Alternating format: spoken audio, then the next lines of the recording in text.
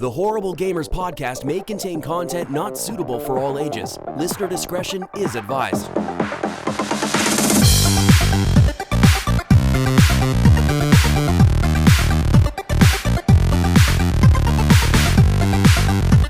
Welcome, ladies and gentlemen, to Horrible Gamers podcast, show number 349. We record on April 11th, 2021. I'm one of your hosts, Jesus Gonzalez.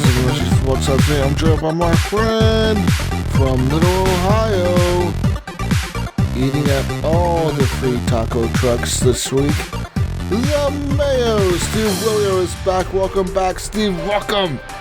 Hey, Jesus, what's going on? Howdy. How's it going? Doing good. Yeah, and I did have a free taco truck this week. That's why I brought it up. It was kind of like some Chipotle, actually, but it didn't look as good as Chipotle.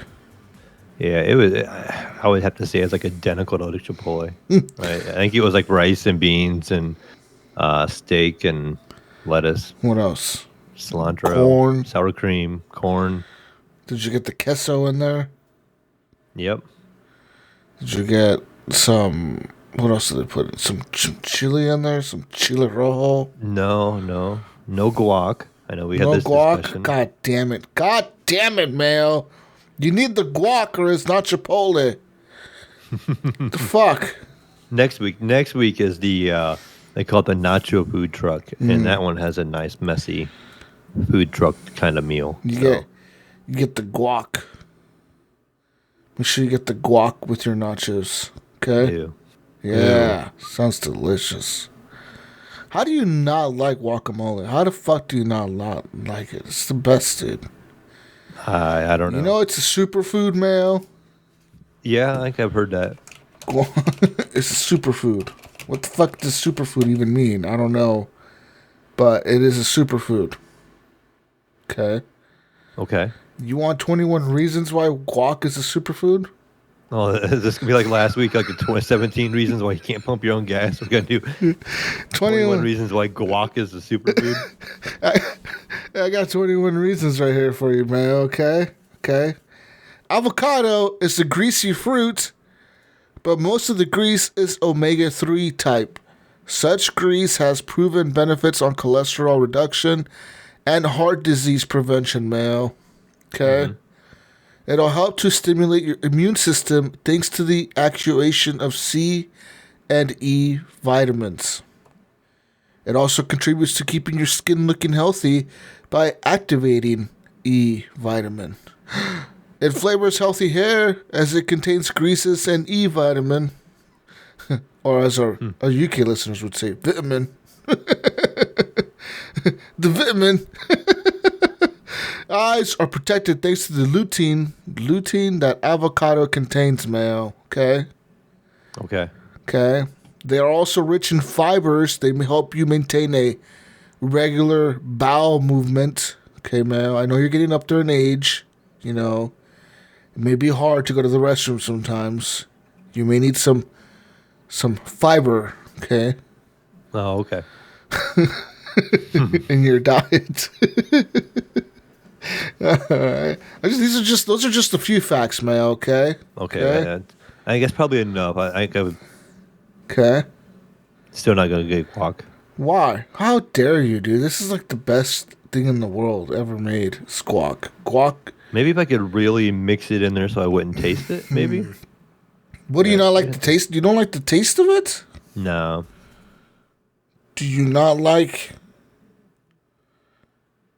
What? What do you not like about the taste? I don't know. I don't like it. How dare you, man? How fucking... Do you like coleslaw? Only the sweet kind. I hate coleslaw. It is the nastiest, trashiest, worst thing ever invented by any human being.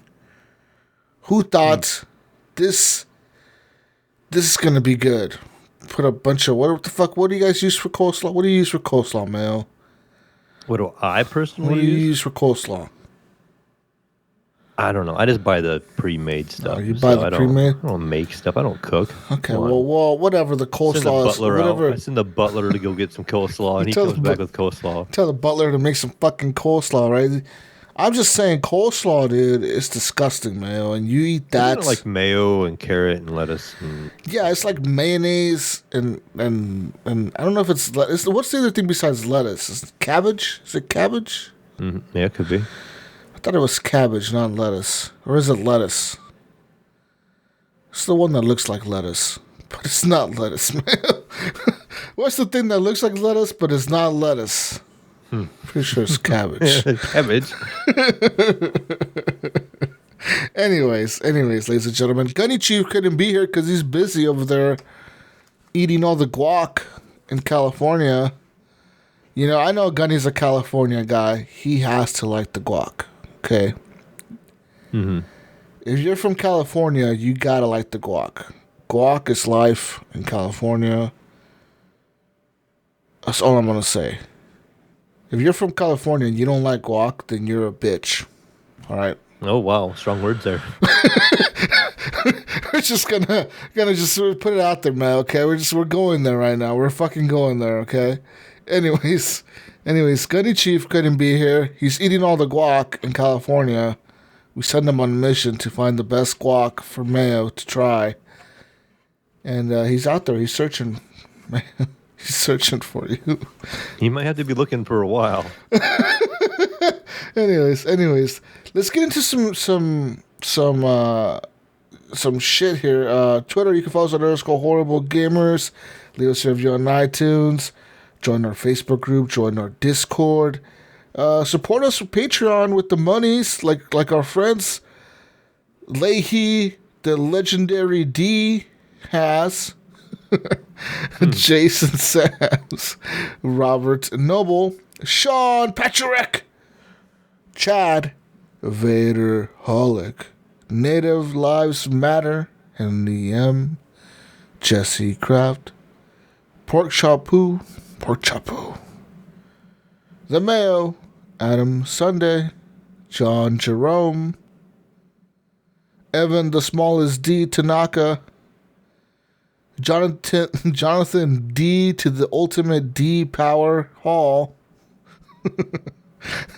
Bill, still even the biggest D Gardner the second. I feel bad for Jonathan. It's like he tries every week. He's never gonna win. Yeah, he tries every week. He's just not destined to win. You know? It's okay, Jonathan. Some of us are not destined to win in this world. It's okay. You already won one competition, and now it's to become alive. Okay? You beat all the other sperm, and you were the one that made it, Jonathan. You should feel proud of yourself.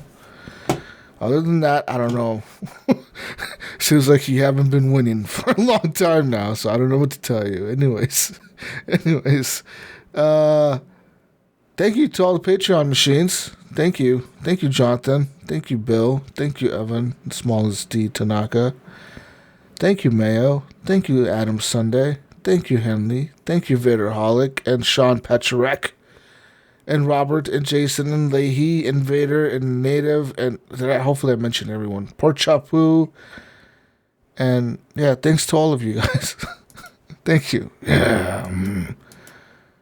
Anyways, let's get into some show feedback. Mayo, you want some show feedback? We got some feedback this week. Oh, the people are actually doing it now. Yeah. Show feedback. Bill C. Garner II says, solid show, but the 3-person show is better. It is definitely noticeable, but the show does go a lot faster with 2 people. A lot faster. It was like 3.5 hours last week, wasn't it? 4 hours?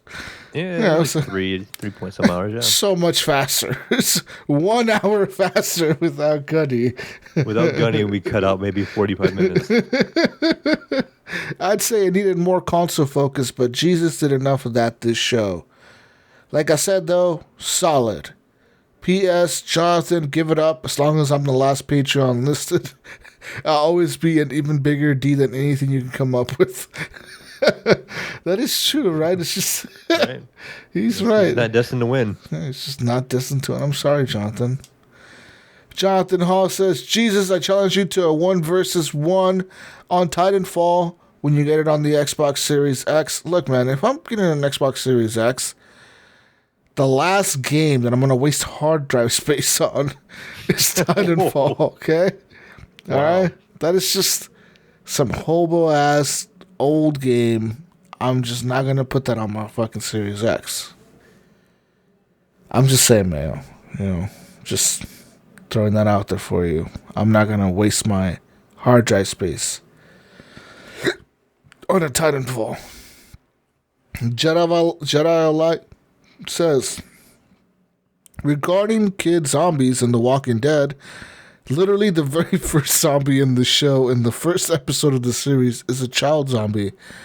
And you know what? When he said this, yes, he's completely right. That first scene where you see, you know, the sheriff and he's picking up his hat or something, or he's walking like in that intersection, and he looks up and there's a little girl walking with like a teddy bear or something like that in her hand.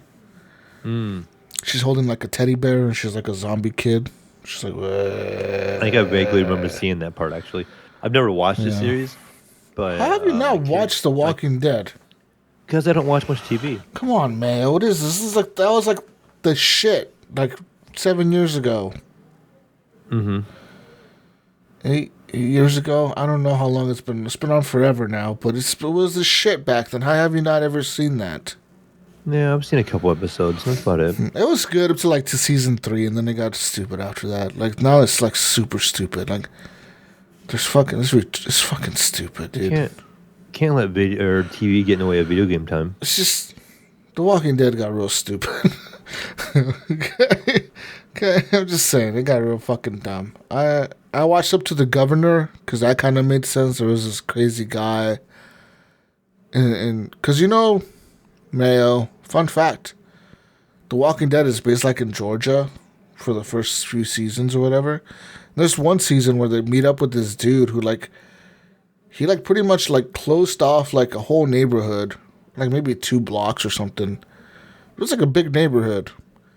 And he pretty much had a whole community of people living there. And he called himself the governor, and he was just this batshit crazy ass dude. He was nuts. He had I think his kid was a zombie. His kid actually became a zombie.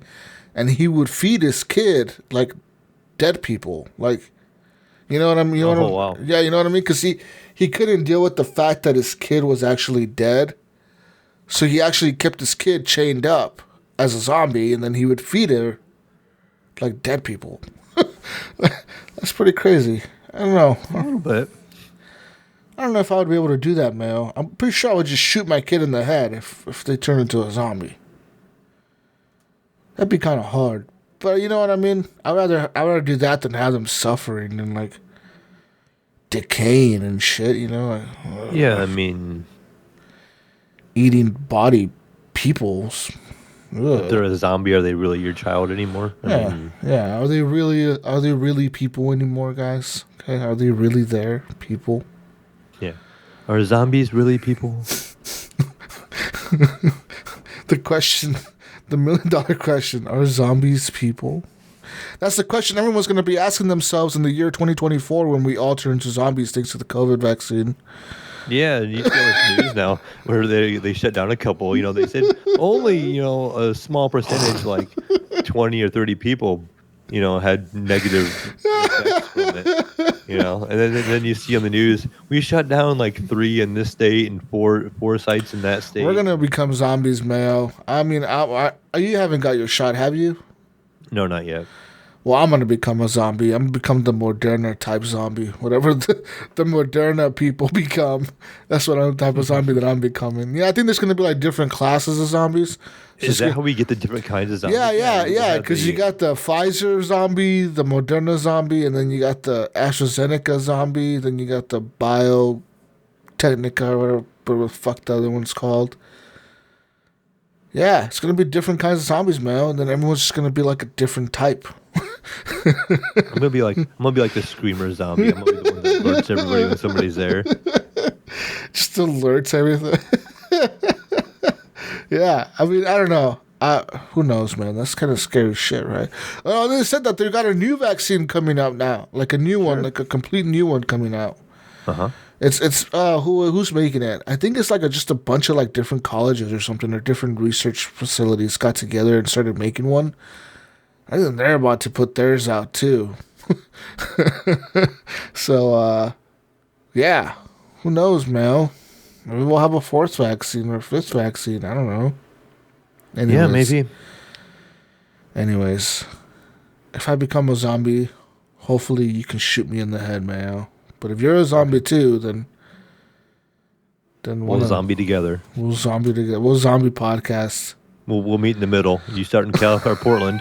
I'll start in Ohio, and we'll go to the center of the state. Shamble our way to the country and get to the middle somehow. Yeah. Hopefully we're fast walking zombies, because it might take a while. Being a slow walking zombie. That would take forever. Ghost Nico says, "What the hell does how you get your gas put into your tank have anything to do with video games?" Great show. Thank you, Ghost Nico. I mean, I'm just saying that whole gas pumping thing. It really stirred up some conversations. I mean, it did. Even on Facebook, some people got in there and had some posts for you. Yeah, I mean, just saying, it's a great life in Oregon. You gotta pump your own gas. Leahy says, "Great show. It needs to be longer. Always good to hear you guys having fun." Thank you, Leahy. Leahy, you know what? Shout out to you, because he's broke his tailbone, Mayo. I know. He posted this in Discord, and that sounds rough. How do you break your tailbone? You would have to fall really hard. Yeah. On your ass. Like, you would have to fall, like, I'm talking hard. Like, how did he do this, Mayo? Did he say how he did it? I thought he did in Discord. He, like, fall off a rooftop or something? I thought it was something like maybe steps, like he fell down some steps, or maybe slipped on a step and just landed on his back. Oh, okay. I see. I could see it happening. You're walking down the staircase and you select your, because sometimes it happens to me when I'm walking down the staircase, dude, and like, you have socks on and shit and there's carpet. Yeah. You fucking slip, dude. You slip real quick if you're going fast. Or they were hardwood. Yeah, and it's even worse if it's hardwood, because that's even slicker. You got fucking socks on and you're going down the shit and it's fucking hardwood, and boom, you hit your fucking tailbone right on the edge of that staircase. Oh, that sounds so painful. Oh, Leahy, I'm sorry for making fun of you earlier. Yeah. He put it in Discord that he said that he fell down a flight of stairs.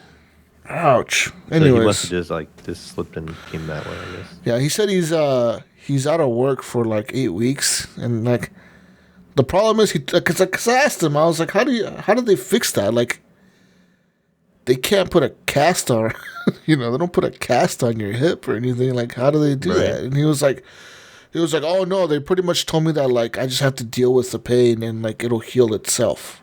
Yeah, if it's like a fracture, I think it just kind of, I guess, mends. I don't know. I told him to wear a diaper for the next 8 weeks.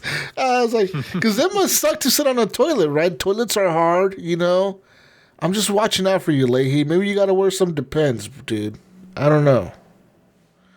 Okay? It's okay, Leahy. Everyone gets to that age. Gunny is there. I mean, Major Nelson is almost there.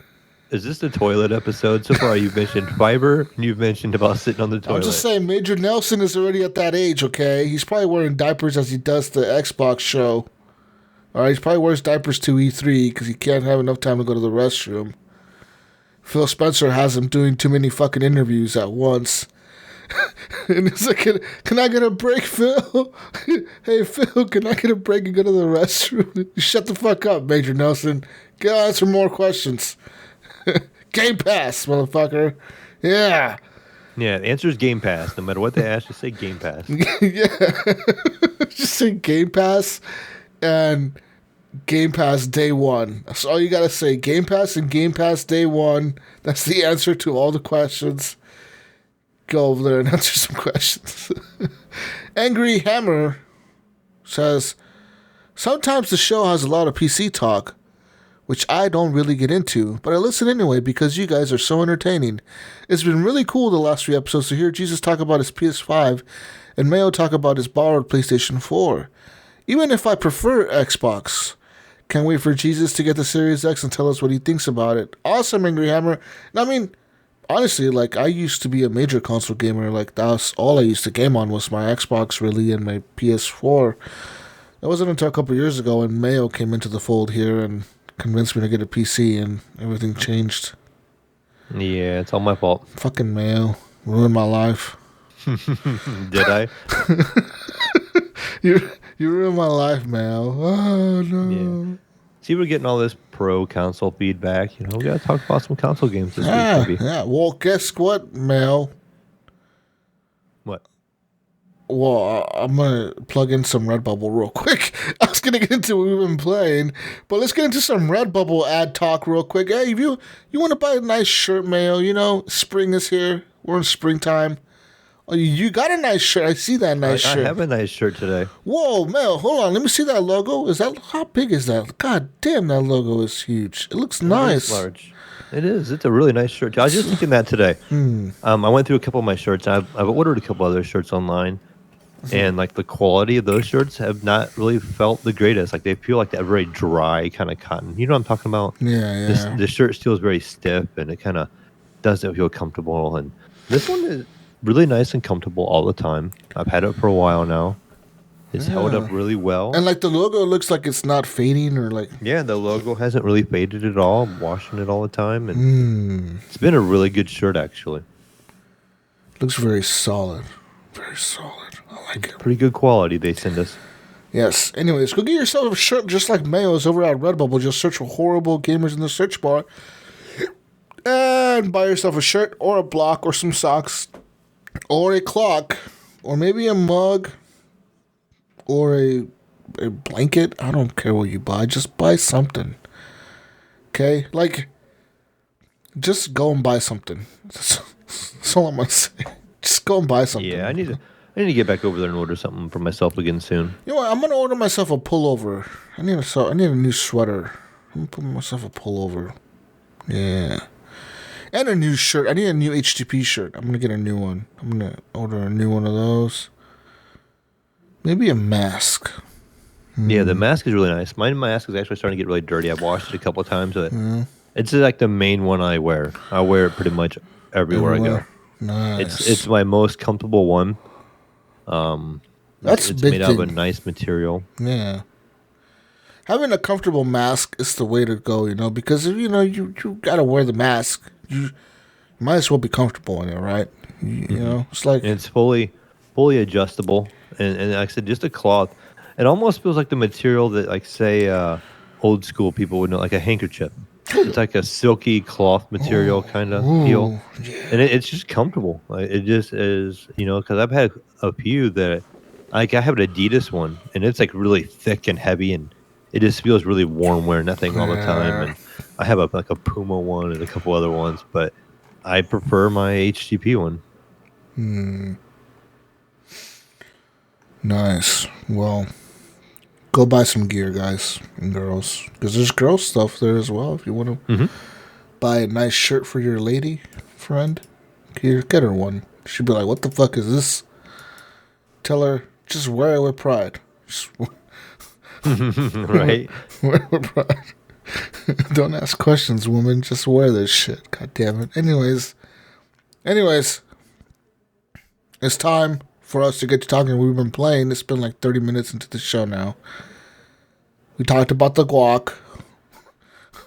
Talked about Redbubble. We talked about show feedback. We gave Gunny some shit. All right, motherfucker, Gunny, you. And... You want to give a Stitcher shout out? No Stitcher shout out. We're done with that. That promotion ended, Mail. That promotion ended. Fuck you, Stitcher. Fuck you, Stitcher. Oh, geez, that turned quickly. You don't pay me, you don't get mentioned, Mail. I'm going to have to bleep that out of the show. Go. People are going to be like, what did Mayo mean by that? You want to do the beep shout out? What could have Mayo said there? Who knows? Anyways. Let's get talking about what we've been playing this week and what I've been playing this week. But first, I want to hear what you've been playing, Mayo. I'm interested in hearing what you've been playing. Oh, so what I've been playing, of course, no surprise, Jesus. I've been playing Apex. I did get some more rounds in with Pinpoint and Dabs this week. I got some rounds in with the Snickersnee, somebody from my work in the community also. But I did finally, Jesus, first time in probably a really long time for me, is I made it to level 110 on the battle pass. So I completely finished the battle pass. Got everything there is to unlock, and there's no point in me doing the battle pass anymore. So not very often, unlike you, Jesus, I was able to go in and buy the season pass and complete all of it and get everything unlocked. So actually, I think I got my $10 out of it. But yeah, and I still feel like I'm getting better in the game. I keep getting more and more kills in games now, and I feel like I have better control of situations and stuff like that. The game, I guess, they're getting ready to add some, a new character coming the next season, which would be kind of exciting because Fuse, I don't know, he didn't really do it for me like at all. I don't like Fuse as a character at all. His ultimate seems kind of lame. Um, and the little grenade he sends, it makes like a ring of fire. It really doesn't do a whole lot. So it just, I don't know. But that's just like real quick on this Apex. That was only the beginning of the week. More of my week has been, pretty much um, PS4 wise. We can talk about this console stuff we had, Jesus. I've been playing some Spider Man yet, and continuing on to that, and then and then my son has also been playing some Spider Man and watching him play all the DLC. So my friend I borrowed it from, he owned all the DLC, so he's been playing through each one of those and kind of exposing some of the story for me. But it's such a good game. It's and then like everybody says, it's so satisfying just kind of doing the web slinging through the city. And like how you can do that jump when you get to the like your apex of your swing, and he does like a little spin and stuff. It's just nice little add-on touches that they do that make the game really well. And Yeah, again, it's just you can actually do tricks while you're doing the swinging, and it yeah, gives I you seen that in XP. a perk. I didn't unlock it, but yeah, I did see that as a perk. Yeah, I've been sticking with I'm trying to think. Mainly like the web abilities is as I've been doing my progression. Um, I did see some pretty cool suits. My son has been playing through it. He unlocked the suit that has like the arms that come out of it, like the spider arms, and he uses that in combat. It's like red. oh, Do you know what I'm talking about? Like it looks no. like he has basically 6 arms. He's got 2 arms and like 2 spider arms coming out of each side. And when he attacks, actually, like how when the enemies have like a rod in their hand or like a melee weapon, and they Yeah. block your attacks. They don't block it when you have the multiple arms. I don't know if they can or what because it can hit from multiple directions. So the game lets you just go in there and attack, and they can't block. So that's kind of neat how the suit changed. The The mechanic gameplay, of the yeah. combat. 'Cause you don't have to worry so much about They the got the so guys many that will block it suits. in. They got Yeah, so many suits. there is so many suits in that game, and some of them the funny ones, the one where he has the bag over his head. I've only ever seen that in the there was an old Match 3 game called Marvel's Puzzle Quest, and they kept introducing Marvel characters all the time, and they had like Bagman, they called him, I think. But that's the only time I've ever seen that in a game, and they do such a good job and just add in all those characters. Just that those little things they keep Yeah. doing to the game. Like I said, just the character people you see, the extra moves when you jump, and just the animations and the way things work. Um, Another game, Jesus, I went ahead and I got my PS Plus, and Days Gone was on there, so I Oh, added that to my library, nice. and so we did fire it up like early beginning, but I was like super tired, so I only just seen kind of the intro. But my oldest boy started playing that too, but I haven't watched any of that. I only seen the part at the beginning where you're chasing the guy with the motorcycles, and you're kind of like trying to run the guy down. That's pretty much all I've seen. It looks like it's gonna be a good looking game. I'm not sure if it's gonna be a good game for me. I'm not a huge fan of that type of game where it's kind of more. Would you say it's more based like crafting kind of? There's a lot of crafting involved, right? And a lot of inventory management and kind of stealth. Would you? Yeah, yeah. There is a lot of that. Yeah, a lot of all I'm not a that. big stealth You're fan. That's why I crafting. You're there's a lot of times where you do have to stealth, just because the zombies can detect you. I mean, unless you're not afraid of fighting the zombies, which will probably lead to death the way you have talked, yeah, sometimes or burn through lots of ammunition. a lot of ammunition, or like I said, there is times where you have to be like. There's a few missions that require stealth, like there'll be a hostage you have to rescue or something, and if the people obviously notice you're there, then they'll try to kill the hostage. You know what I mean? So you'd have to play with stealth. It's a long game too, man. Like it's not a short game. When did this game come out? Do you know off the top of your head? 2016, 2017. It's a good looking game. It looks pretty good. Yeah. I would have to say it doesn't look nearly as good as the Last of Us remastered. No. Probably because they remastered it, obviously. But that HDR makes a big difference. I noticed Days Gone doesn't have HDR when it fires up. And oh wow, it came out in 2019 apparently. April 26, 2019. Wow. Yeah.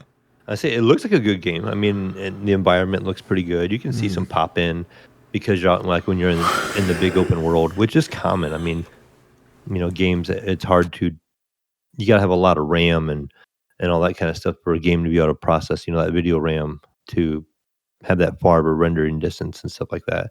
So you see some pop in here and there, but not a big deal. They do a good job of masking its inabilities, I would say, the PlayStation does. And then the combination of the TV again, it looks really good.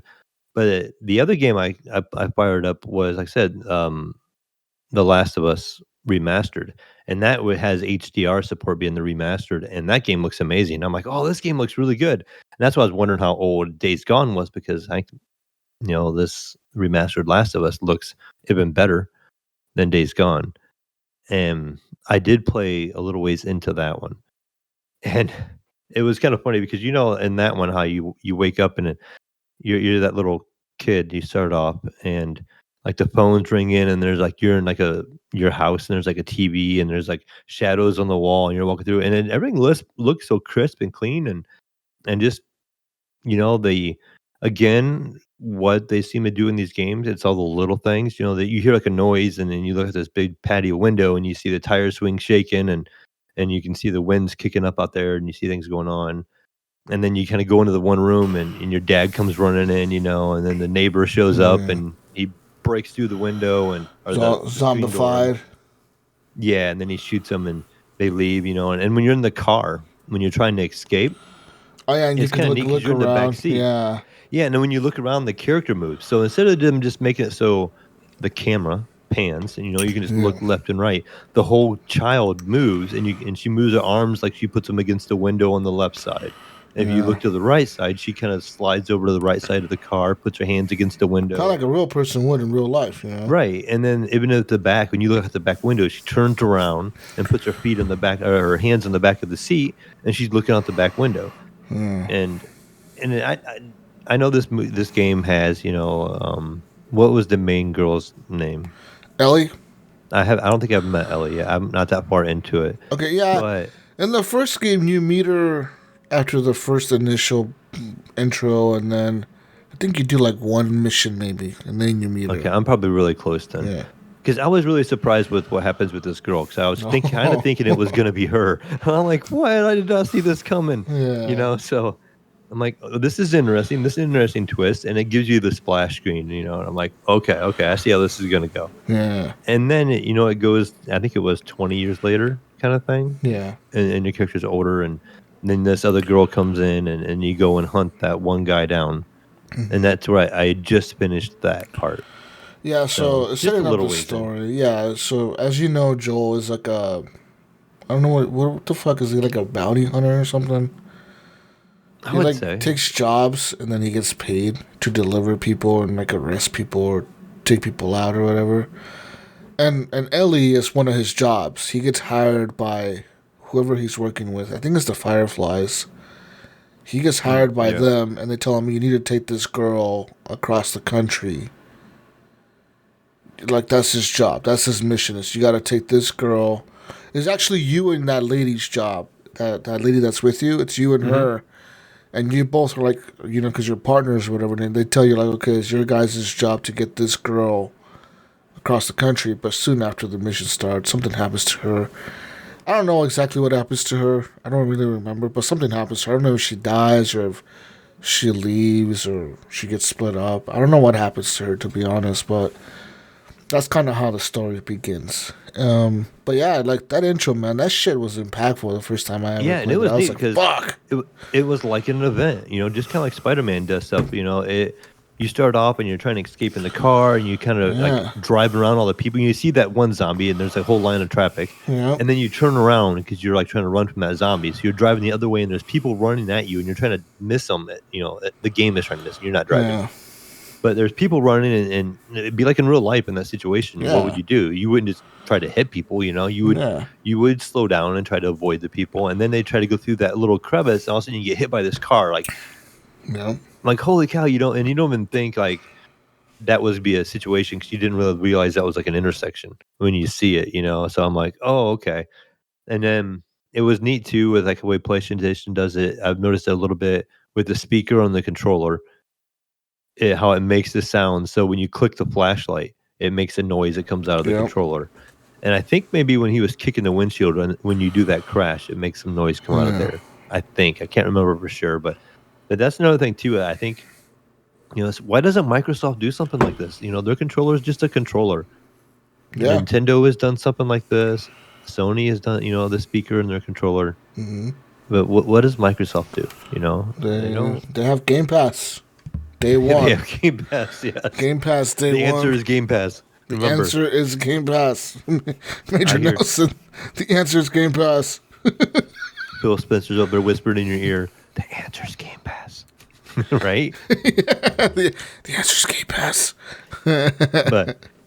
But yeah, again, it's just, the production value seems really high. And it is. I feel like I'm going to enjoy this one way more than I will enjoy Days Gone. Again, I've only seen just a really little bit of Days Gone and, of course, The Last of Us. But what I played from The Last of Us, I seem to enjoy. And Days Gone, like I said, I just don't know if that's going to be one I'm going to really be into. But we'll see. I mean, I'm definitely going to give it a shot, But I don't want to get myself involved in too many games. I want to try to keep working on Spider-Man. I don't want to pick up Spider-Man and then start playing The Last of Us Remastered and then start playing Days Gone. And then, eventually I did see on the PlayStation Store that Ghost of Tsushima is on sale right now. Oh. So I almost bought it this morning. I'll probably go back actually and buy it tonight after the show. How much is it? I think $30-some. Great price. I mean, I paid $60 for it, but I fucking love that game. It was either 30 or 40. It was either 33% off, or it was like $30-some. I remember seeing the 30s and something. Oh, true, yeah. But so I want to go ahead and just pick it up and just put it in my library. And Do it. I don't know if I should. Wait till you get a PS5 and get it down to 60 frames. Yeah, and I'm still looking. Oh, so good. I don't know if there has been a whole lot of Twitter announcements or anything like Not that. lately, man. I follow the thing because I don't have any. And Jay hasn't messaged me in a minute either, so I don't know if he just give up on me. Well, no. I mean, honestly, right now, Mayo is the time to I would look in your like Facebook Marketplace on your local areas on your Craigslist, because I've noticed in my marketplace, I should have waited. Oh well, I didn't really. Well, but I should have waited, because right now I'm noticing a lot of people that already spent all their stimulus money. Bills are coming up. And they're selling their PS5s with like fucking games and shit for like $500. Now I have seen a couple of these where they were like the bundle, right? You get the controller and Call of Duty and Spider-Man, and it's $500, and they only to do shipping, and you can only use Venmo. And I'm like, this is a scam. No, that's they a are scam. trying to straight up take your money because there's no way that's a $500 bundle for one. No way, no. And the only way they would do it is if they shipped it, and I'm like, there's no way. Come on, people. No, but I have noticed a lot of people posting in my local area saying like, "Hey, I'm selling my PS5. I've only used it a few times. I want $500 for it, and I'll throw in like Spider-Man or whatever with it, or like NBA 2K or whatever." It's like, fuck, I should have waited. But I mean, I did get a new one. Whatever. Still though, like There's a lot of scams out there, though, Mel. So I would be careful. I wouldn't do anything that's shipping, but if you could buy local, like face to face with Right. somebody, Right. If I could would meet be up able to with do that. somebody. And at the same time, I would also try to meet up somewhere like public. Yeah, a lot of them here say like police station Yeah. or the mall or something like that. I would meet up at a police station because the police stations actually, if you go to their parking spot where they have that everything lit up, like it's super bright at. I don't know if you've ever seen those at night. Isn't it like But cameras? they got like fucking cameras and like huge, like it's fucking spotlights, dude. Like fucking bright ass lights in there, and it's pretty much just for your safety, you know. Mm-hmm. Or take somebody Right. with you, or take a gun with you. There you go. Take a fucking gun with you, Mayo, and then you'll be safe. Yeah, America. I did this week. A friend of mine, he was been on the show before. His name Sammy Brand Muffins. He does the Hardcore Casuals podcast. He had gotten a PC, and he had bought a pre-built from iBuyPower a while back. He messaged me and he's like, "Is this good?" You know, and I'm like, "Yeah, it's a good start." You know, and so he finally got this the other day, and I told him, you know, if you need any help with anything, you know, just give me a shout and I can come over. And he's like, if you want to come over tonight, you can. So I'm like, okay. He's like, I have all these extra cables and I don't know what they are. So I'm like, okay. I'm curious what extra cables he has, right, Jesus? I mean, it's a PC, it's pre-built. He shouldn't have any extra cables, right? So I get over there. Mm-hmm. And it's like a 40-minute drive, and I get over there, and he shows me the cables. And what they did, he upgraded his power supply to a Corsair power supply. And evidently, they just give you the extra cables that came with it. So they put it all in a pouch, and it has like the extra PCI Express power cord. It has extra SATA cords. It had some of the old 4-prong ones. So he didn't know what to do with them. He's like, do I need to hook these up to my computer? You know, and no, I'm like, these are just extra if you ever add anything to it and stuff like that.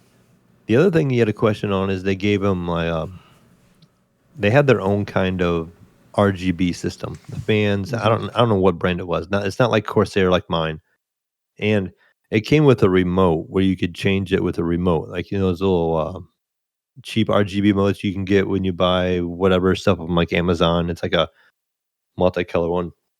They come with one of those, but it came with the wiring for basically the receiver, but they didn't put it in the case. So you had to do it yourself. And so you had to go open the case up and add a power adapter cord coming out of the motherboard, and then you had to hook it into the RGB part of the motherboard just to get that to work. So I thought that was kind of a crappy, like, we'll throw it in the box but not put it in for you. And so he was asking me about that, and I just suggested just to leave it out and not use it. I said, the more like you can change the color from the software on the computer. I'm like, you might as well just do it while you're sitting right there. Yeah, you don't really need to use a remote to change it, you know? And he's like, yeah, you're probably right. I'm like, we can tear it open, but I'm gonna have to add some extra cables to the back. I'm gonna have to add this. We have to find out where it hooks into the motherboard. And he's like, yeah, and it's not really worth it at this point right now. So he decided to just hold off on that. And, But Mayo, RGB gives you like 20 more FPS. he has the RGB. He just don't have the remote. Well, we need all the different RGBs. The He needs all the purples and the options, huh? pinks and the blue and the yellow and the white and the red and the orange. He had it rocking the rainbow. There we go. That's plus 15 FPS. Just the rainbow. The other thing he did, he ran into a little snag. Jesus, he bought 2 monitors, and I wish he would have like consulted me a little more on the monitor. So he must have got some older monitors. They're identical. They're I think they were even Asus brand, and they had the VGA plug, which is the blue, like the old school connection, and HDMI, and that's it. They didn't have DisplayPort. Oh, fuck. And the problem he ran into, he says, I can't get my second monitor to light up. And he was plugging it into the motherboard slot on the back of the PC, and then the other one in the graphics card. I'm like, well, that one's turned off by default when they add the graphics card. Yeah. I'm like, you can enable it through the BIOS, but it's going to use some system resources, I believe. I'm like, it's going to have to use some CPU power. It's going to have to use some integrated graphics to light that thing up and power it. And I'm like, it might be just ahead to buy an adapter from DisplayPort to HDMI. Of course, it was getting late at night. I didn't get to his house about 7:00 that night, and the only thing open was a Walmart. And so we drove to Walmart, and they didn't have them. So I think the next day he had to go buy an adapter, but he got that adapter and he pretty much got on his way. So he's getting there. But yeah, he's got a 3060 in it. So it's got a 3000 series GPU and it's got a AMD 3700X CPU. So, and he's got these little 60 hertz monitors at 1080p. So he's gonna have no problem with frame rates for a long time. So, and he's enjoying it. But that was kind of one of the days of my week too. Kind of, I spent my night doing that. And then Jesus, That's the nice. last thing I've been playing this week, and I want to talk to you about this one a little bit more in depth. Outriders. So you did not like Outriders, or you had some problems with it, I right? had problems with it, yeah. So what version of Outriders do you play? Are you doing the 12 or the 11 DirectX? Both.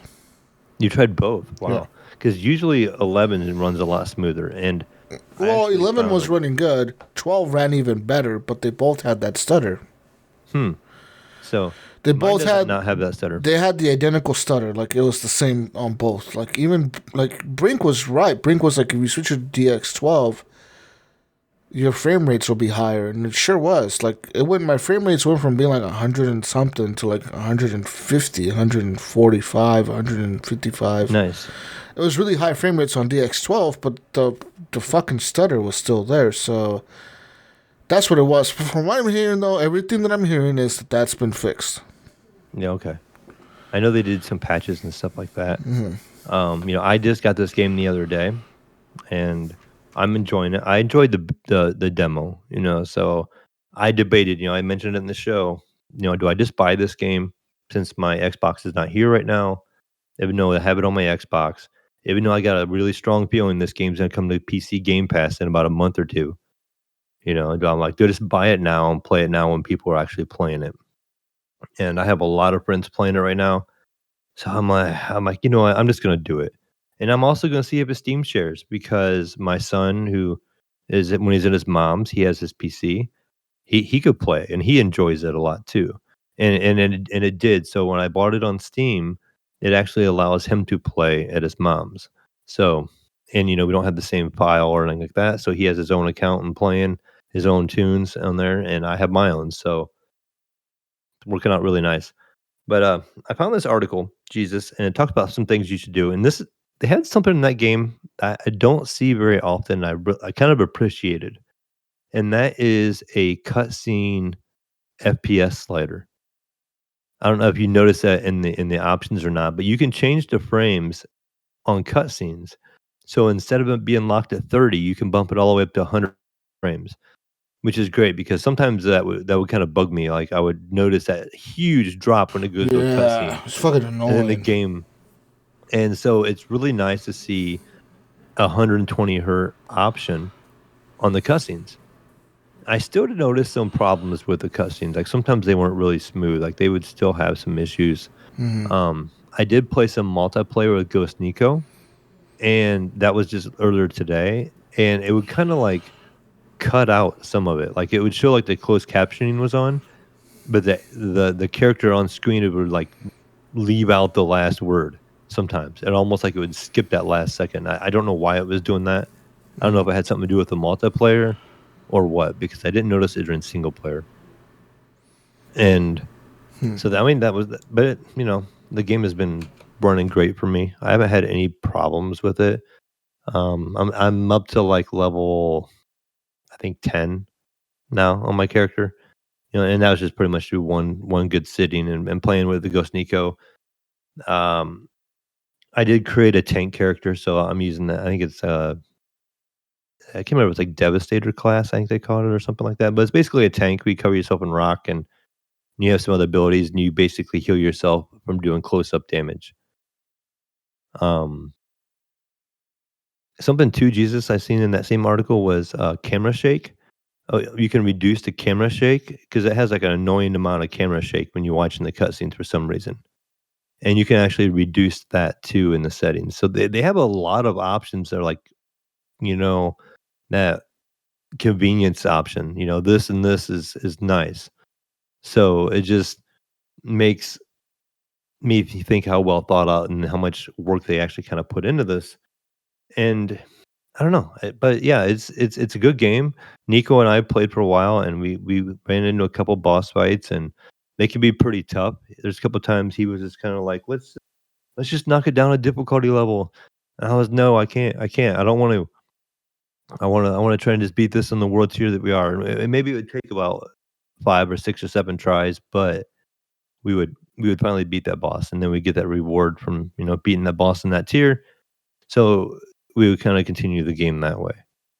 Um, I had a hard time with the one boss. He was kind of I can't remember. He had like a fire tornado that would kind of come after you, and you have to use that interrupt ability to sit there and try to interrupt him when he's casting. So you would use your ultimate to interrupt him casting that. So you'd have to deal with that so much, and it just was continuing like, okay, oh crap, I don't have my ultimate. So then I'm like trying to dodge, and the tornado things are coming after us, and Nico would be dying from it, or I would die from it, and then we'd have to try to revive each other and stuff like that. But it's just I don't know. It's kind of a satisfying shooter. It feels good, kind of like the Division is shooting.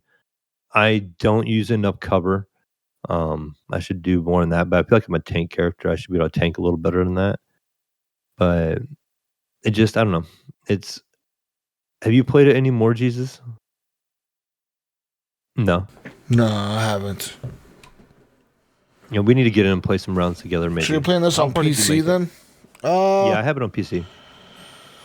Why did I make it? I don't remember, to be honest. I went to that first city town and that hill, and then I went down the hill in the elevator. Then I went past the first bridge, and then that's as far as I made it. I got pissed off. I see. Well, maybe if they have it fixed and the game gets rid of that stutter issue, and that we can hop on and get it. I wish we had more than 3-player support. But yeah, same here. I know Gunny owns this game also too, but I'm not sure what Gunny bought it on. Xbox. I'd say probably on Xbox. And I think they had just seen an article that they fixed the cross-platform play. Yeah, today. They're gonna work on that. Yeah, because there was a patch they needed to do. Because the apparently when the game first came out, that was just disabled. They didn't have crossplay available at all, and they just barely enabled it for everyone. So, yeah. But I'm hearing good things. Everyone keeps telling me to get it and that I would enjoy it. I know I would. I should probably just buy it at this point and just get it. Yeah. CD keys, $51. Yeah, I should have went that route. I didn't think about going through the CD keys. I just went ahead and just bought it right through Steam. $51.79. You get the Hell Rangers pack. Whatever the fuck that means. Anyways, yeah, Outriders, cool. That's pretty much it. Like I said, it's been a solid game for me, and I've been enjoying it quite a bit. But more to come this week. I'll probably put some good hours into it this week. I have a coworker that wants me to play it with him, and then with Nico and Alehi and Bill and a bunch of people in our community all having it. I can see myself putting some hours into it this week. And then I'll probably continue on with some, The Last of Us probably and some Spider-Man. So, but that's pretty much been it for me. Just kind of been on the run a couple of days here and there, and then trying to game when I can after work. So, what about you over there, Jesus? Well, for me, pretty much all I've played this week. Well, I played a few games actually. So. One of the games that I played was Days Gone, and that's a game that I beat this week. Oh, you finished it? So I finished it, yeah. Wow, you must put some hours in. Yeah. You were like, it sounded like to me, I had the impression you had a ways to go last time when Jay was on there, and you must have really put some time in. I thought I had a ways to go, and then I put some time into it, and next thing you know, it was like, you're at the end, yeah. Yeah, it has a cool ending, but I hear that there's a secret ending past that ending, so there's a secret ending, and I kind of read about the secret ending, and it makes sense the way the story was progressing, because in Days Gone, the zombies are zombies, but they're, like, not really zombies. if you know what I mean. So they're kind of like zombies. So and then in the term that they're zombies, yes, they're going to eat you, but they attack you. But in the game, they're constantly evolving. So you start finding out, like, later in the game, the story continues. You start finding out, like, they're not just stupid zombies that are just mindless walking around zombies. That, like, they actually are coherent. Like they think, you know, and they actually kind of try to outsmart you and shit sometimes. And they actually, like, retain memories. Like, if a zombie lives in a house, you know, and they turn into a zombie, they tend to go back to, like, their house, or they'll try to, like, gravitate to shit they used to do before. You know what I mean? So it's kind of like a routine that they used to have. Maybe not like a deep thought, but yeah, like a routine they used to do. Like, oh, this guy used to come here a lot, so they go there a lot. You know, but they're also, like, at the same time they're mutating. So, like, constantly in the game, the zombies are getting stronger and they're getting faster. They're evolving constantly. So that's another thing that goes on into the game. And then in the secret ending, pretty much it's set up to, like, be a sequel almost, you know, to the game. And that's kind of unfortunate because there probably won't be a sequel to this game. But it is set up for, like, a sequel. Like, the secret ending is completely set up for a sequel. It's like, hey, this is happening. This is what's going on. This is, like, get ready, motherfucker. You thought this was the end of it all. It's not. And it's kind of unfortunate because, like I said, you know, there's really not going to be a sequel to it. But yeah, I beat Days Gone. Cool game. And like I said, in the end of the game, it forces you to fight these fucking hordes. Those things are so hard. There was a mission, dude, that I could not get past, man. I was, like, stuck. It was so bad, the game recommended that I should skip it.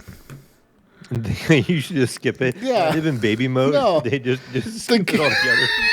You should just quit trying this one, my friend. The game was like, hey, do you want to just skip this? Like we'll act like you beat it, and then, like, we'll just continue the story, like, if you beat this section.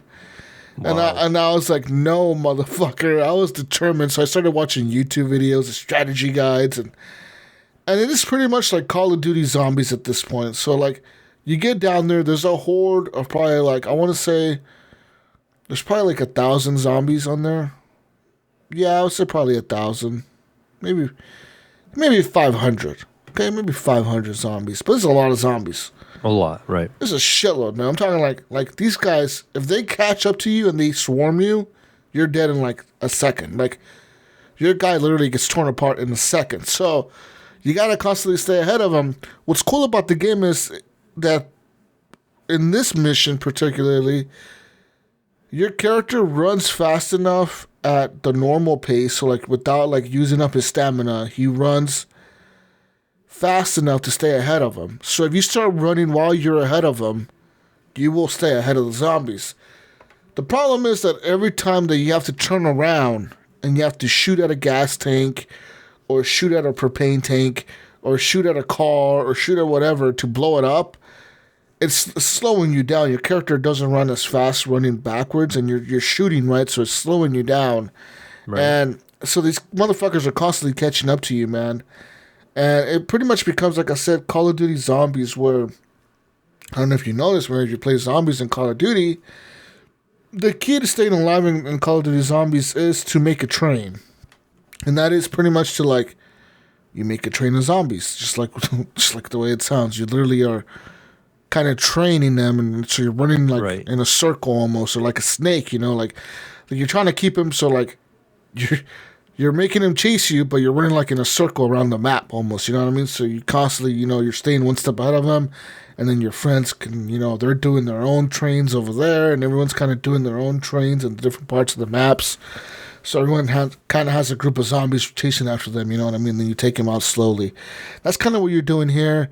But that mission was fucking hard. Like, and there was a lot of people that, like, when I was reading these comments on these YouTube videos, these people were like, everyone was in the same boat I was. They were like, man, I was having fun with this game until this fucking mission came up.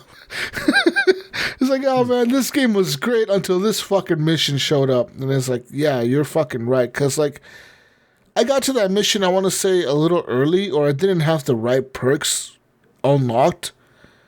Okay. And the problem is you cannot respec. Whatever you unlock, and then you don't get another perk until you level up again. So if you don't have like the stamina perk unlocked, then guess what? Your guy's gonna run out of stamina quicker. If you don't have the fucking like while you're shooting and when you're shooting, you can use this focus. And this focus slows down time, right? So it lets you like aim better or whatever, you know. Okay, yeah, like a typical. Yeah, like a typical whatever, like any type of shooter. But there's a perk in the game where when you're focusing and you're shooting, if you run out of ammo, your guy can reload, but the focus bar stops going down. It stops draining. So like as he's reloading in focus, your focus isn't draining. Well, if you don't have that perk unlocked, then you're kind of fucked. You know, your shit you keep running out of focus. It doesn't take long to recharge, but it does have a recharge time, like maybe 10, 15, 20, 30 seconds or whatever, you know, to fill up the focus bar again. Mm-hmm. And it's kind of fucking, it sucks when you run out of focus because you got a lot of zombies chasing you, dude. And, like, there's so many of them. It's hard to shoot them. It's fucking hard. Like, you're just pretty much spraying and praying into a fucking crowd of zombies, and hopefully a few of them stumble and get shot or die, you know? And then at the same time, you're crafting pipe bombs, and you're crafting Molotovs, and you're crafting these grenades and explosives you can throw behind you. So you turn around, you drop a grenade on the ground, you keep running, boom, blows up. You fucking turn around, drop another grenade, boom, blows up. And, oh, man, that shit was hard, man. It was fucking tough. And it sounds like a nightmare. You do these missions like 3 times. There's 3 mandatory locations where you have to do these missions near the end of the game. And so you pretty much kind of learn how to do it the first time. You know, once you do that first time, you kind of get the hang of it. You're like, okay, I got to set up traps, I got to set up explosives and mines, and I got to know my path. Right, because you don't want to miss them. I'm gonna run, and I gotta make sure that you need to park your bike close enough, because in your bike you can store ammo. So you need to park your bike close enough so you can run to your bike. While you're far enough ahead of the zombies, you can run to your bike and grab your ammo real quick and restock up on your ammo. Because that happened to me in the second time or the third time. It was like this sawmill.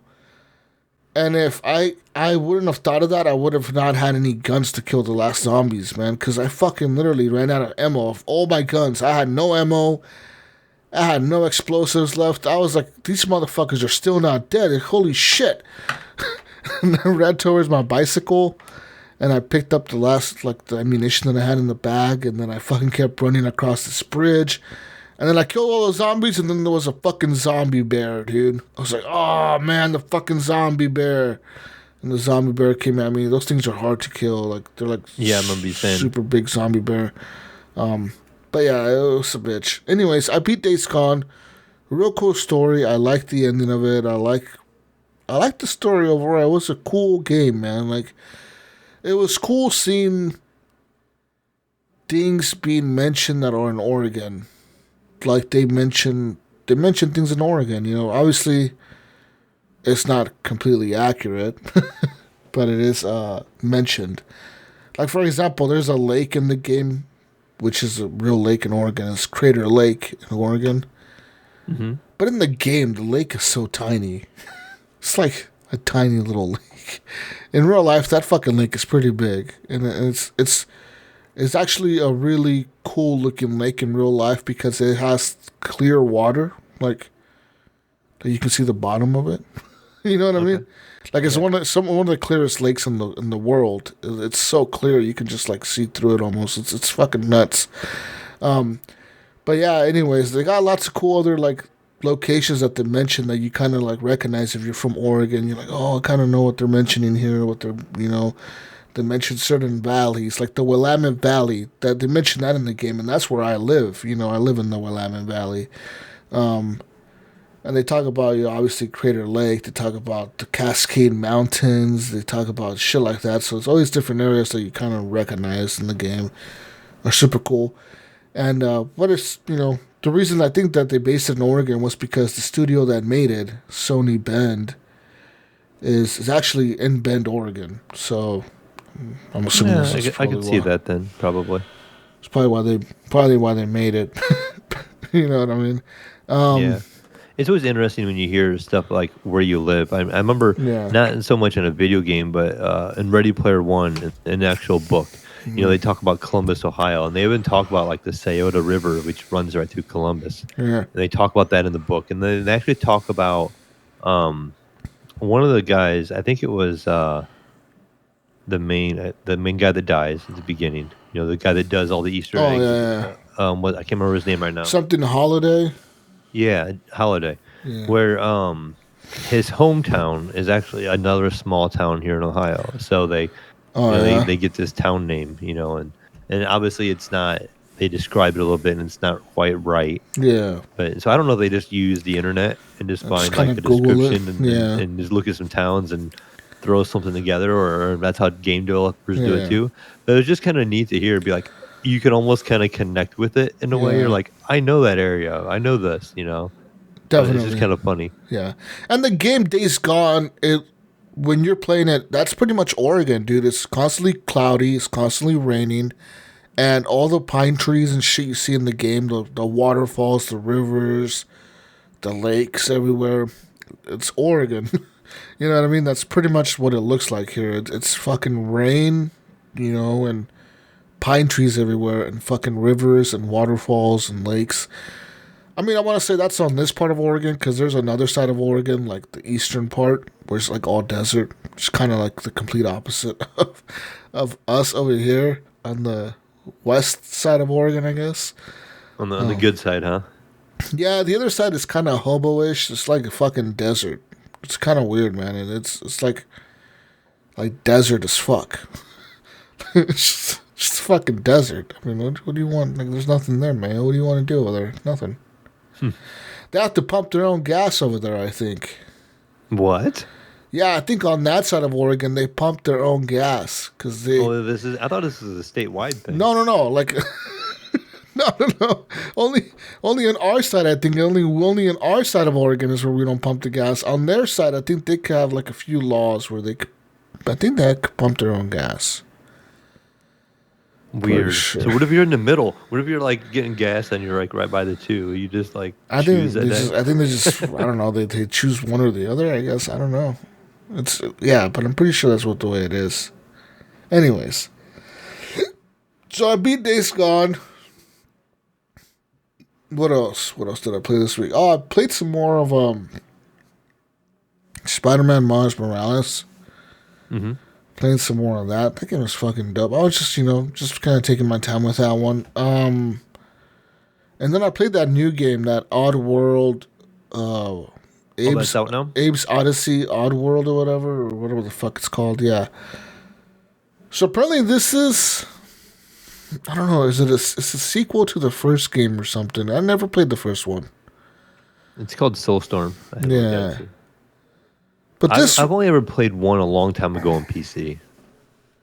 Okay, and in that one, do you work for like this factory and then you break everyone out of this factory or something like that? It was something like that. It was a long time ago. Because this one starts off with the cutscene where like you are pretty much your Abe, and you're talking to like the shaman or whatever. It kind of looks like like a think of a Native American doctor. Like, what are they called? Those guys? Is it a shaman? Like those guys that give you wisdom and shit, Mayo, that they fucking, you go and you talk to them and they can see the future and shit. Like, oh, Mayo, you must go to the future. This is your path. You're on the wrong path, Mayo. You gotta take the other path. But pretty much the game starts off like this. Okay. And Abe is like, what do you want me to do? And they're like, he's like, well, you got to take this path or whatever. Like, it's coming. You don't have no choice. And like, as soon as like the shaman is talking, like the fucking enemy shows up at your base and they start blowing everything up. And it is a platforming game. Like, so that's one thing I don't like. I'm not really a huge fan of platformers. Like these side view. Is it straight up side scrolling still, or do they add some 3D element to it? It is like a 3D. It's kind of like asymmetrical almost. Like at times it's asymmetrical and at times it's mostly side scrolling. It's kind of a weird mix of the two. Because there's times where you come around like a cliff or like a rock, and like the camera will kind of pan. It's all single shot, which is really cool. Like it's all like single shot kind of, so it's all like the camera's always following you, but it'll do like crazy, like cool, like turning, like the camera turns in cool ways, and it's very cinematic almost. And it's the graphics look really good. The game looks cool, but it's just not my type of game. Like the gameplay is just not my type of gameplay. You're putting out fires, you're jumping, you're leaping, you're avoiding gunfire, all that stuff. I only play like the first level or two. I was like, I'm done. I don't want to do this anymore. It's just not for me, It's just not my type of game. Weren't these kind of like a little bit like comedy oriented too? Yes, like, they are. They throw some like humor into it.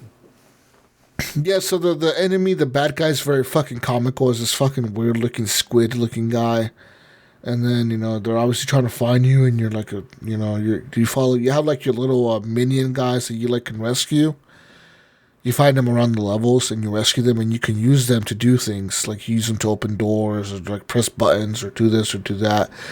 But yeah, like I said, the game looks good. It's a PS5 exclusive. It's not available on the PS4, which is weird to me because it doesn't seem like a game that would be very hard to run on the PS4. Yeah, and didn't they do that with some other game? I mentioned that, Mike. I find it odd that they made this an exclusive on the PS5 when it could probably run on the PS4. Yeah, it's very fun. I think Temtem is one of them, isn't it? It might be. I seen Temtem is actually have a new island coming. Oh. I didn't add it to the news because I didn't think it was that big of a deal. But I did see it was mentioned that they were going to add Temtem aficionados as our listeners. Come on, man. No. But yeah, so like I said, Abe's Oddworld, Soulstorm, or whatever. Abe's Odyssey, Oddworld, Soulstorm. One thing I gotta say about this game, though, Mayo, I really wish it was a different type of game. Because the cutscenes are really fucking cool. Like... How so? They're just so fucking cool. Like, it looks like a cool story. Like, the story is cool. Like, you're like this dude who broke out all your buddies out of this factory, and this evil guy's trying to get you guys to go back. And the way it opens up is like you're like in this train and you're being fucking chased by like 100,000 enemies, and they're flying and they're shooting at the train, and the train is on these tracks and you're fucking hauling ass, and Abe is like, he's like meditating or something in like the back of the train, and the people in the front of the train run out of like fucking fuel, and they're like, oh fuck, we're at the end of the track, what are we gonna do? And they're freaking out, and then like it all rewinds, and it's like 12 days before, 12 hours earlier. So like it starts off like showing you the end of the game, and it rewinds back to the beginning. Yeah, but it looks so fucking cool. The cutscenes are really well done. They look really nice. It looks next gen as fuck when it's in the cutscenes. It's just the gameplay is not for me, man. Like that fucking side-scrolly fucking jump around and swing on monkey bars and fucking so stupid. It's not for me. Why can't it be like Outriders? Let me shoot some shit, Fucking whatever. Even if I only had like melee combat, I wouldn't give a fuck. But it's like so lame. It's just so lame being a stupid side-scroller platformer game. It does have haptic feedback though on the triggers. Nice. It does have that. Like the triggers lock up when you're doing certain types of like, I don't know, like certain types of like, was it like chants or some weird shit that you do? Like something you do is the triggers feel weird. I thought my controller was broken for it. I was like, what the fuck? And then like all of a sudden it'll let go and it's like, oh, it's the fucking stupid haptic trigger bullshit. I thought my controller was broken for a second. That's how good it was. Like, it's just... Because it's weird, Mayo. Like, it doesn't, like... I want to say it's almost like the Elite controller where, like, when you set it to, like, halfway and you can only press the button halfway, it locks like that, but then, like, all of a sudden it'll unlock and, like, you can press it down all the way, and it's fucking weird the way it does it. It's so bizarre.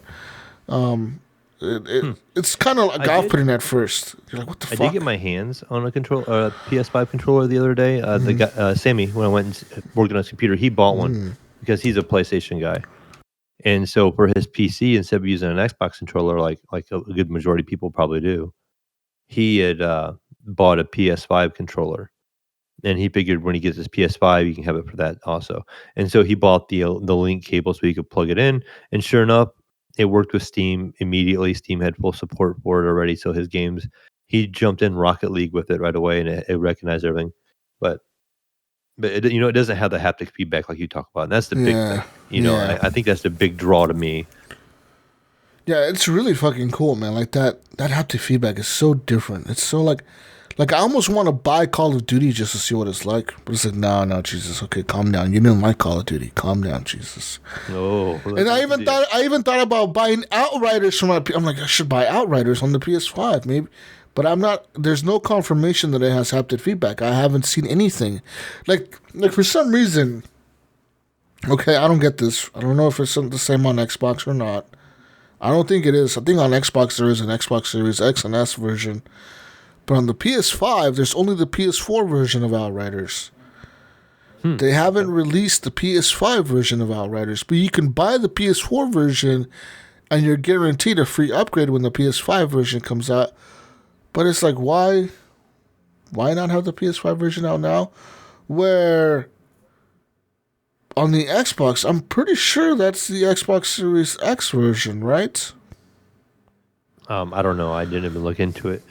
I mean, I played it on Game Pass, but I don't know.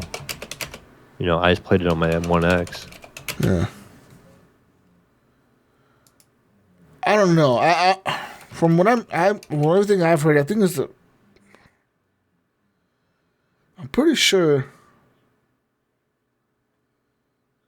that's optimized for the Series X. It just seems really odd to me, right? That you have like the PS5 and it's like that's a next gen system too. Why the fuck have you not optimized it for that?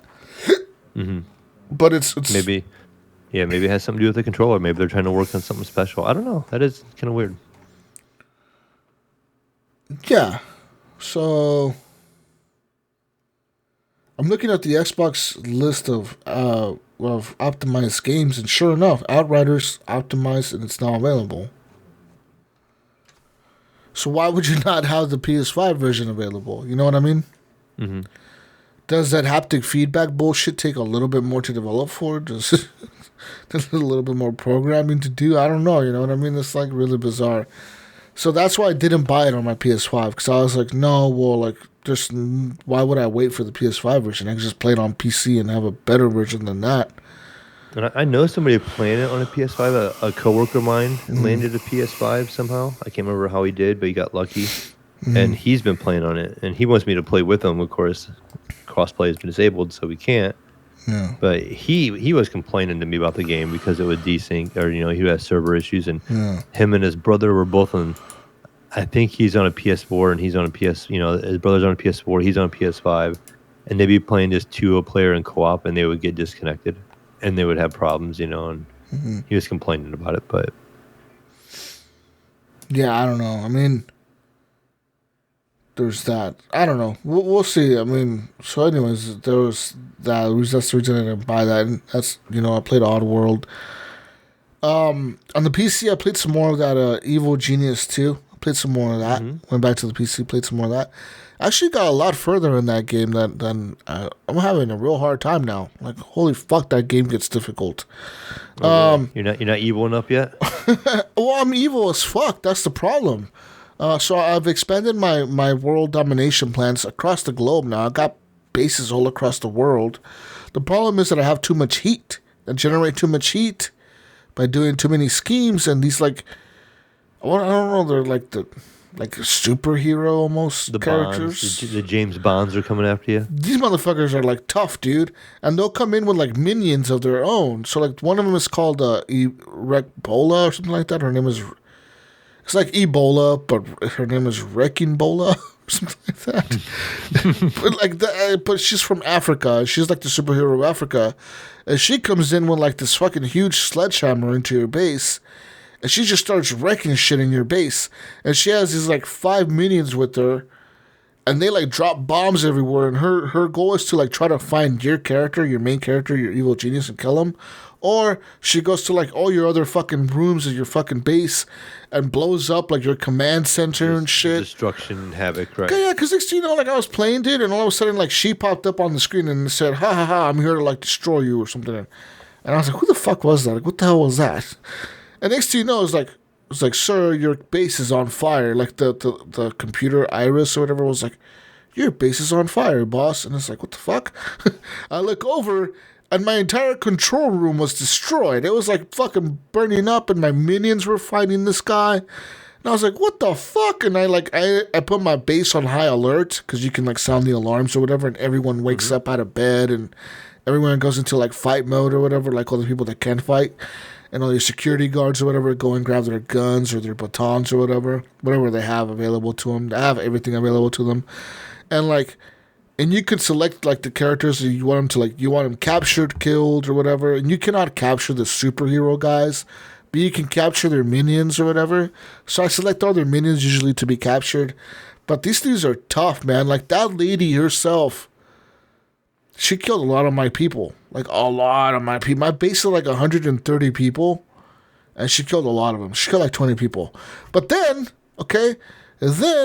like later on, this other fucking superhero person attacked me, and her name is... What the fuck was her name? Something... It was like a sneaky name or whatever. But she's like a... Her ability is she turns people like inside your base against you. So like... Yeah, so it's like a turncoat kind of thing. Yeah, all of a sudden like 5 people inside your base will like betray you. And they go into your vault where your gold is, where your money is, and they steal fucking bags of money. Like, so like, all of a sudden it's like, hey boss, your gold is being stolen. So I like sound the fucking alarms, right? And my fucking security guards are stealing my gold. I'm like, what the fuck, dude? You're my security guard. You're my fucking security guard, guys. So I got these guys like sneaking out, right? And they're like stealing my gold. They're sneaking out. And I go and like I finally get enough like guards to stop these people. This lady by herself killed like 40 people in my base. The problem with that, Mayo, is that when you have dead bodies in your base, every body bag, because they turn into like little body bags or whatever, every body bag, every time like one of your employees walks by a body bag, their morale decreases, right? Like their... Oh no, so you're losing a lot of morale. Dude, when you have 50 dead bodies on your main fucking staircase... Like, I'm talking like the main staircase to the control room into the vault. Next thing you know, like for the next half hour, all I hear is, hey boss, this guy is deserting. This guy is deserting. This guy is deserting. This guy decided to leave. This guy, This guy is leaving. This guy is... So like I had 140 people working for me. I was down to like 60, dude. And my security team alone is 50 people. So, I literally didn't have enough people to staff my entire security team. My scientists were all gone because they all left. My maintenance team that fixes everything, they all fucking left. I had like no one, dude. I had to spend so much money to like buy these incinerator fucking things where they burn the bodies, you know, like they grab the body bag and they burn them. Mm-hmm. I had to buy like extra of those. And like it took like a whole hour to get that shit fucking fixed. I was like, oh my god, I lost so much money and so many people there. I was like, because you know the people do respawn, but they take like minutes to like every minute you get 2 minions. But think about it, you just lost like 70 minions, so you're gonna have to wait a minute for 2 minions. That's like 30 minutes that you're waiting in real life time. Like real life time. In 30 minutes, you have to wait that long. And in that time, you got to make sure you don't run out of money. You have enough shit to defend your base if the guys come attack again. It adds up real quick, man. And it's fucking stressful. I'm like to the point where I'm like, I can't do this. This is too hard. So I installed a laser wall in my entrance. And I moved my vault to the second floor. And I moved my control room to the second floor. And I put more cameras. And I hired a bigger security team. And I have even more cameras working for me, Mayo. So hopefully, they won't be able to get me next time. Maybe. Yeah, until something you don't see comes after you. Yeah, you don't know of. Fucking, yeah, that shit's hard. It's fucking, that game is ridiculous. But, besides Evil Genius 2 on the PC, there's another game that came out this week. This game is a game similar to, I want to say, Animal Crossing. It came out on everything. It came out on Xbox, PC, PS5, PS4, Switch. Maybe mobile. Maybe not. But it is a game that I played, and it's called Cozy Grove. Cozy Grove is it's Animal Crossing, but with dead people. Okay. Okay. Following me there. Mm-hmm. It literally is Animal Crossing though. Like it's really, but it has a really cool aesthetic to it. So it starts off. You start off as this like chick, this little. It's like I'm assuming she's like a little girl or something. It is a girl because you're part of like the Girl Scouts, but they're not called Girl Scouts. They're called like Spirit Scout. I think is what it's called. Excuse me. And you start off and you can like make your character, and you start off on an island, and the whole point is the Spirit Scout is. You're trying to earn your merit badge for being alone on an island, by yourself. You're trying to earn a merit badge. But when you get to this island, you find out that, like, what the fuck? It's kind of creepy. Everything's kind of like in black and white almost. Your character is in color, but everything around you is black and white. So, like, everything on the island is black and white. And you get to the fire, you start a campfire. And then when you start the campfire, you find out the fire talks to you. And the fire tells you, like, hey, you woke me up. Oh, you're a Spirit Scout. Like, hey, there's people on this island that may need your help, but they may not be alive. So just don't be scared. Just try to help them. They're not here to hurt you or whatever. Just try to be friendly to them. And sure enough, you meet this ghost that's like a park ranger, and she pretty much tells you, like, hey, you're doing these quests. You need to do this, clean up this, clean up that, And you'll get the spirit wood. The spirit wood is wood that you throw into the fire. And every time you throw the spirit wood into the fire, the fire tells you like another quest. It tells you like, hey, there's 2 more spirit wood out there, 3 more spirit wood out there. I need you to go find him. So however more spirit wood he says is available to go get, it's like how many more quests are available to do that day. So he says, oh, like today I feel like there's 5 spirit woods out there. So it means there's 5 different quests that you can do that day. And it's just like Animal Crossing, where it is real time. So, like, it's tracking your real time. It's your time on the bottom right corner. It says the day of the week. And you pretty much go do quests. There's, like, a post office guy. There's like, this sea captain guy. And there's different quests that they ask from you. Like, they'll ask, like, hey, go deliver this to this person. One thing about this game that is not, the island is not big like Animal Crossing. It's a very small island at first. The first day that you play, the island is tiny. But then, once you finish all the quests that day, like, the game tells you, like, okay, you can either keep fishing and, like, collecting seashells and shit and, like, selling them to the guy at the store to get gold, to get, like, this coins or whatever. Or you could just call it quits and come back tomorrow. But you have to come back tomorrow. Like, there's no more quests left today. Like, you have to legit come back tomorrow in real lifetime. So it's just like Animal Crossing, where like it legit is counting, like, however many days go by, whatever, to do things. You know what I mean? Like Animal Crossing, where like when you're building a bridge, it takes a day or 2 to build it or whatever. Same thing here. And then you come back the next time, you do more quests, you find out the island has expanded. Every time you complete a quest for a ghost, there's like these little heart meters above them that fill up. I'm assuming that when they fill up all the way, you've completed all the quests for that ghost, and that ghost can now move on to the, whatever, heaven or hell, wherever the fuck they go. I don't know where they go. But the whole point of this game is to help these ghosts move along to, like, the afterlife, you know what I mean? And they're kind of stuck here, so they're trying to help them do these quests. And every time you complete a quest, like, the island becomes a little bit more alive. Like, there's, like, color that flashes into the island. So, like, you get little spots of color here and there in the island. And it's very unique. So, like, most of the island is black and white. But you get these splashes of color. And you can set up these lanterns that, like, if I set up a lantern right on the edge of where this color is, that lantern will light up and it'll expand that color to a new area. And then I can set up a new lantern over here that's touching that color area, and then it expands the color to even more areas. And you can expand the color to different areas of the island to uncover different things. The But it's just like Animal Crossing. It really is. There's no other comparison. The one downside to this game that I will say is this game should have came out last October. This game, if it would have came out in Halloween during the pandemic, kind of like Animal Crossing, it would have done so much better in sales. I feel like yes, yeah, just like Animal Crossing. Animal Crossing came out at a perfect time. Nintendo couldn't have timed that better. Right. That shit came out in March. That shit was like in the middle of the pandemic. Everything's shutting down. Boom, boom, boom. Everything was shutting down right there and then, and like that shit came out at a perfect time.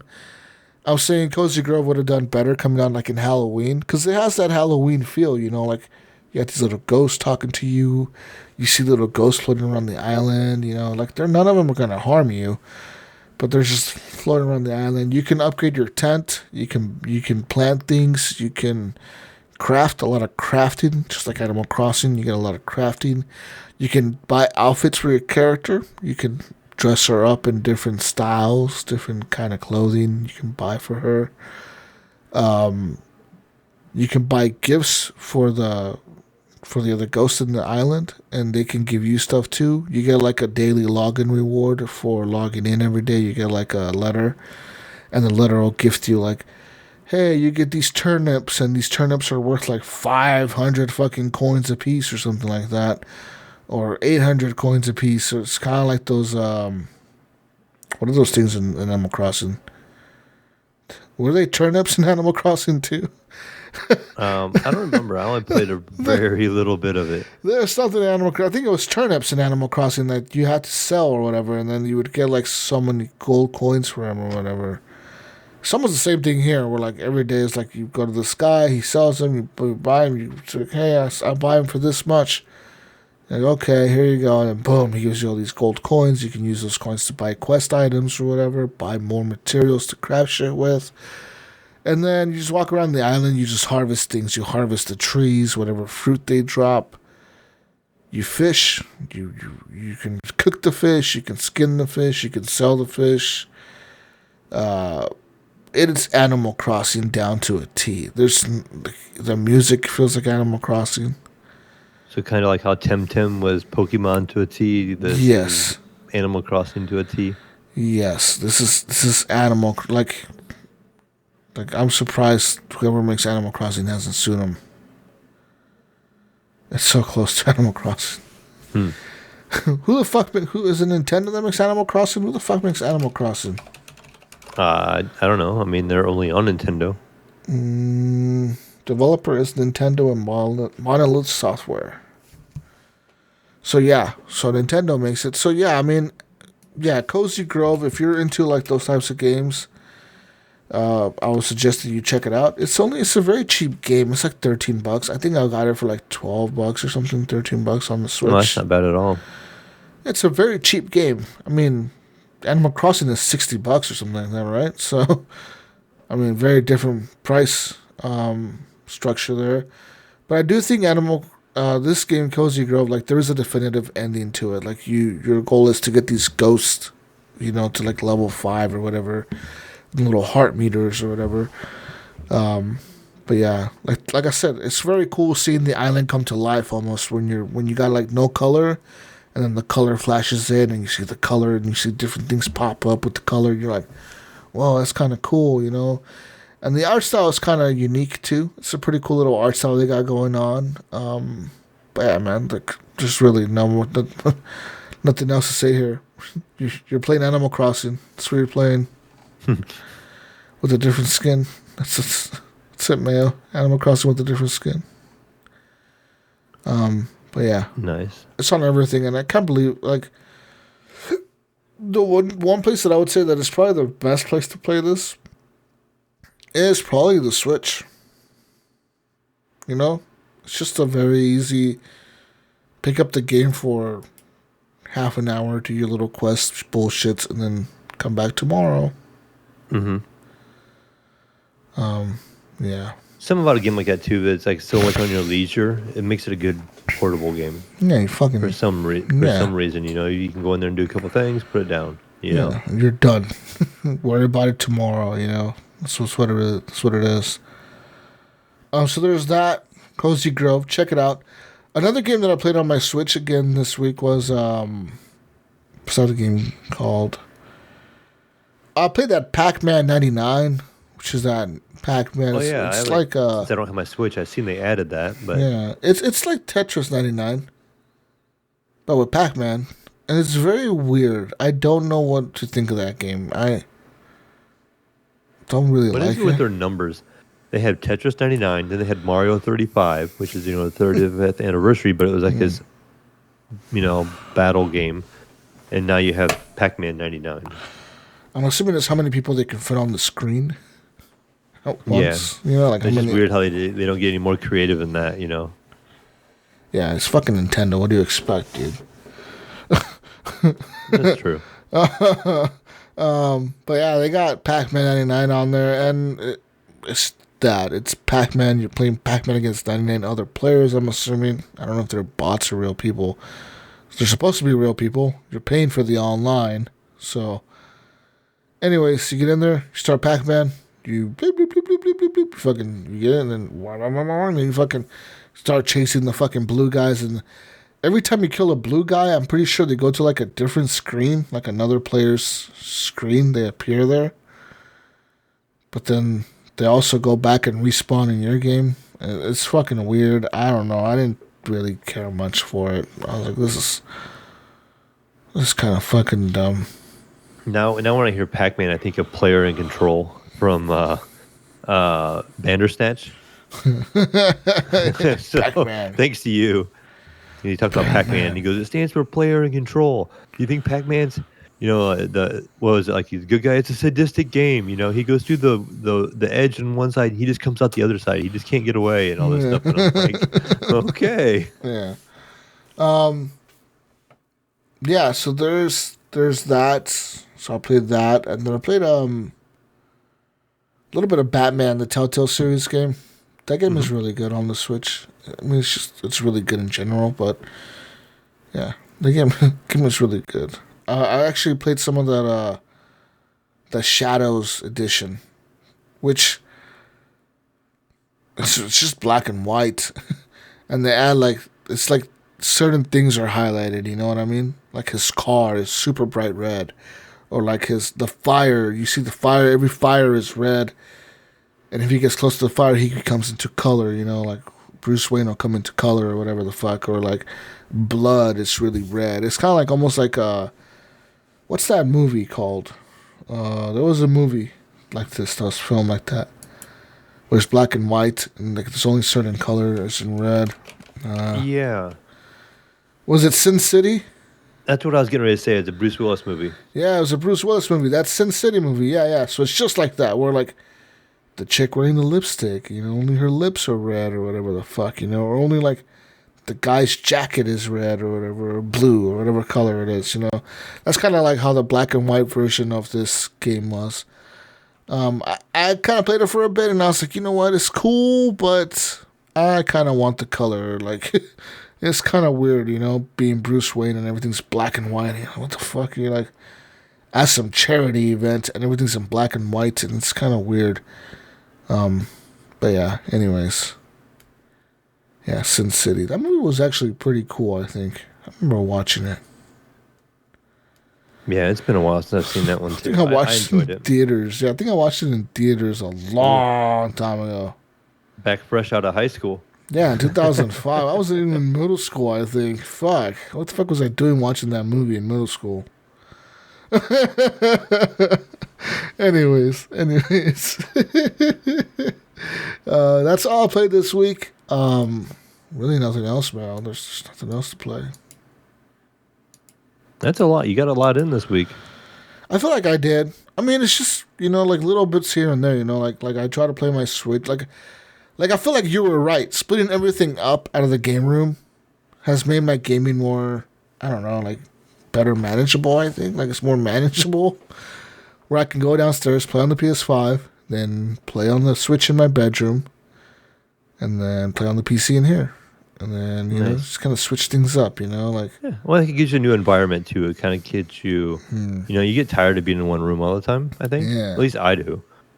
And so if I'm in a different room, it feels different.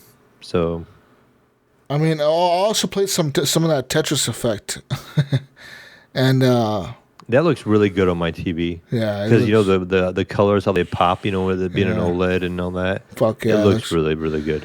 Yeah, my kid, she's never played Tetris in her fucking life. She was like, "What are you playing?" I'm like, "How the fuck does she not know about this?"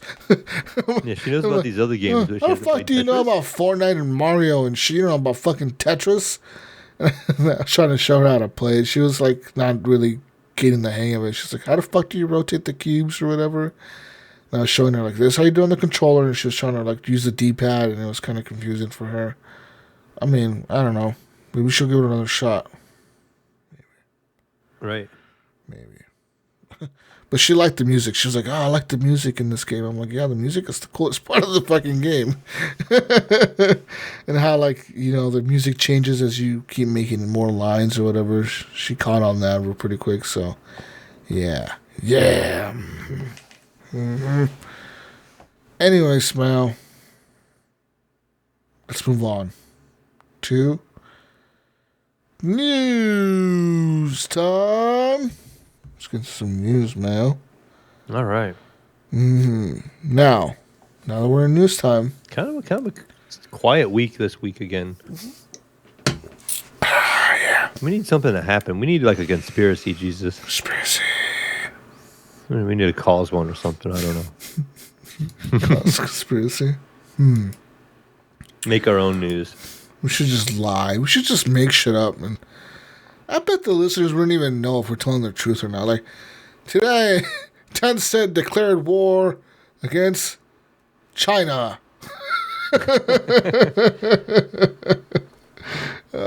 No, okay, Tencent buys China. Yeah, Tencent decided to buy China today.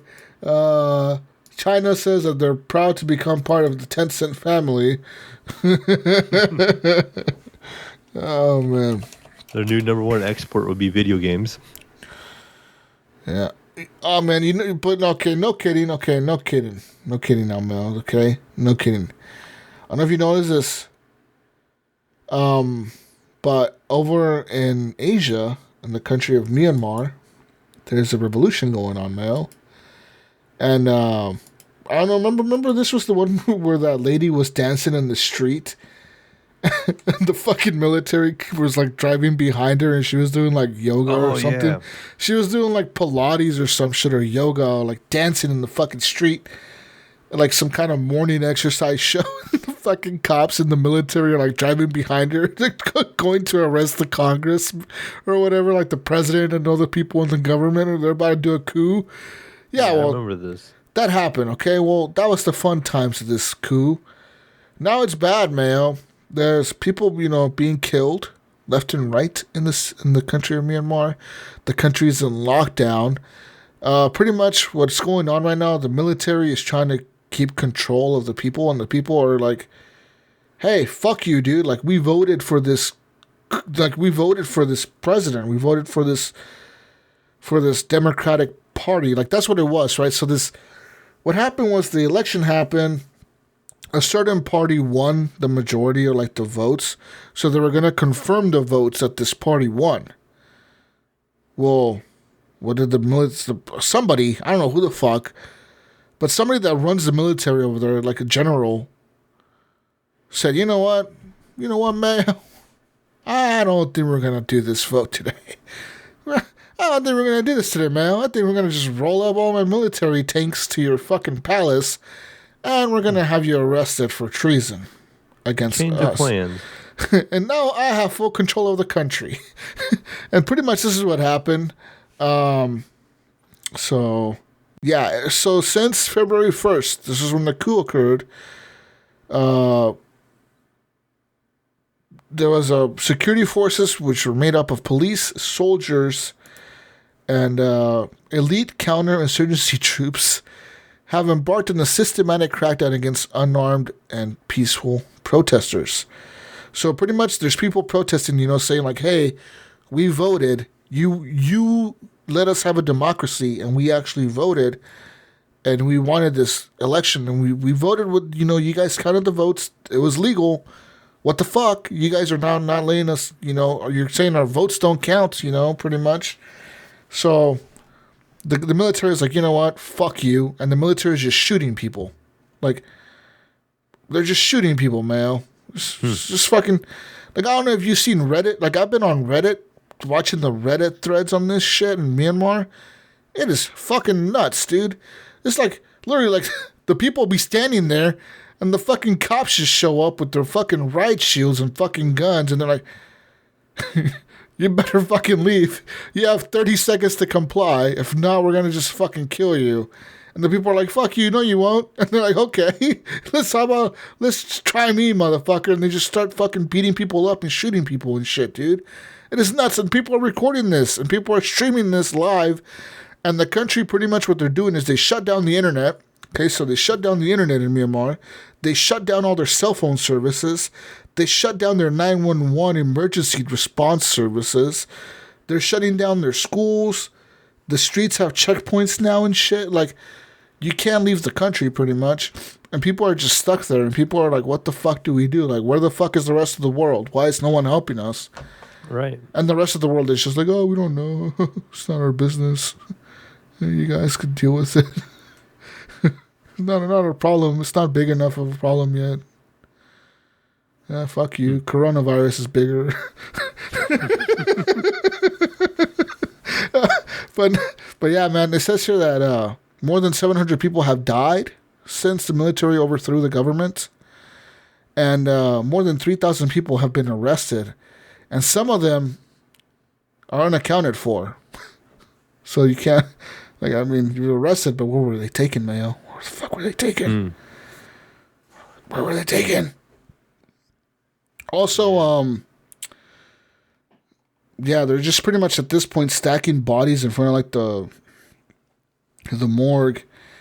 And the military, if you, so, like, say, Mayo, you and your family are out there protesting and your kid gets shot or something, and you want your kid's body back, because he got killed for protesting, you have to pay to get your kid's body back from the government. Really? Wow. Yeah, they're charging people $85, which is 120,000 Myanmar kyat. So 120,000, whatever their dollars, but it's 85 US dollars to retrieve the bodies of their relatives. And people are pissed off about that too, because they're saying like, what the fuck? Why are you guys charging us to get dead bodies back? You know what I mean? Like, so yeah. Anyways, it's just some, a little bit of news for the people out there that don't know what's going on in Myanmar. Because I bet you a lot of our listeners do not know what's going on out there, man. Yeah, I didn't. I mean, you didn't. I mean, yeah, it's kind of crazy. I keep up on shit like that going around the world, but it's just because I'm fucking weird and I'm always on Reddit. And I end up in rabbit holes, dude. On Reddit, man, there's some crazy shit on Reddit sometimes, man. Shit about Wall Street. You're reading some crazy fucking shit about some hedge fund guy losing all his money and shit, like in 3 days. How the fuck did you lose all your money in 3 days, dude? How did you go from being a billionaire to a hobo in a week, Mayo? I don't know. It takes some effort, wouldn't it? Not apparently to some people. Some people just fucking lose all their money. Speaking of losing money, Epic is going to lose some money. Over $300 million on Epic Game Store exclusives. That's right. And they're fine with it, it says. They don't give a fuck, man. They got a forest to buy. Says here, Epic Games has spent the past 2 years shoveling Fortnite money into the Epic Game Store, making over 100 exclusivity deals, and giving away free games every single week. Bum, bum, bum. That's baller. What about you, Game Pass? I don't see you giving games away every week for free. Just for logging into Xbox, huh? Yeah, what's up now, Phil? Epic is even better than Game Pass.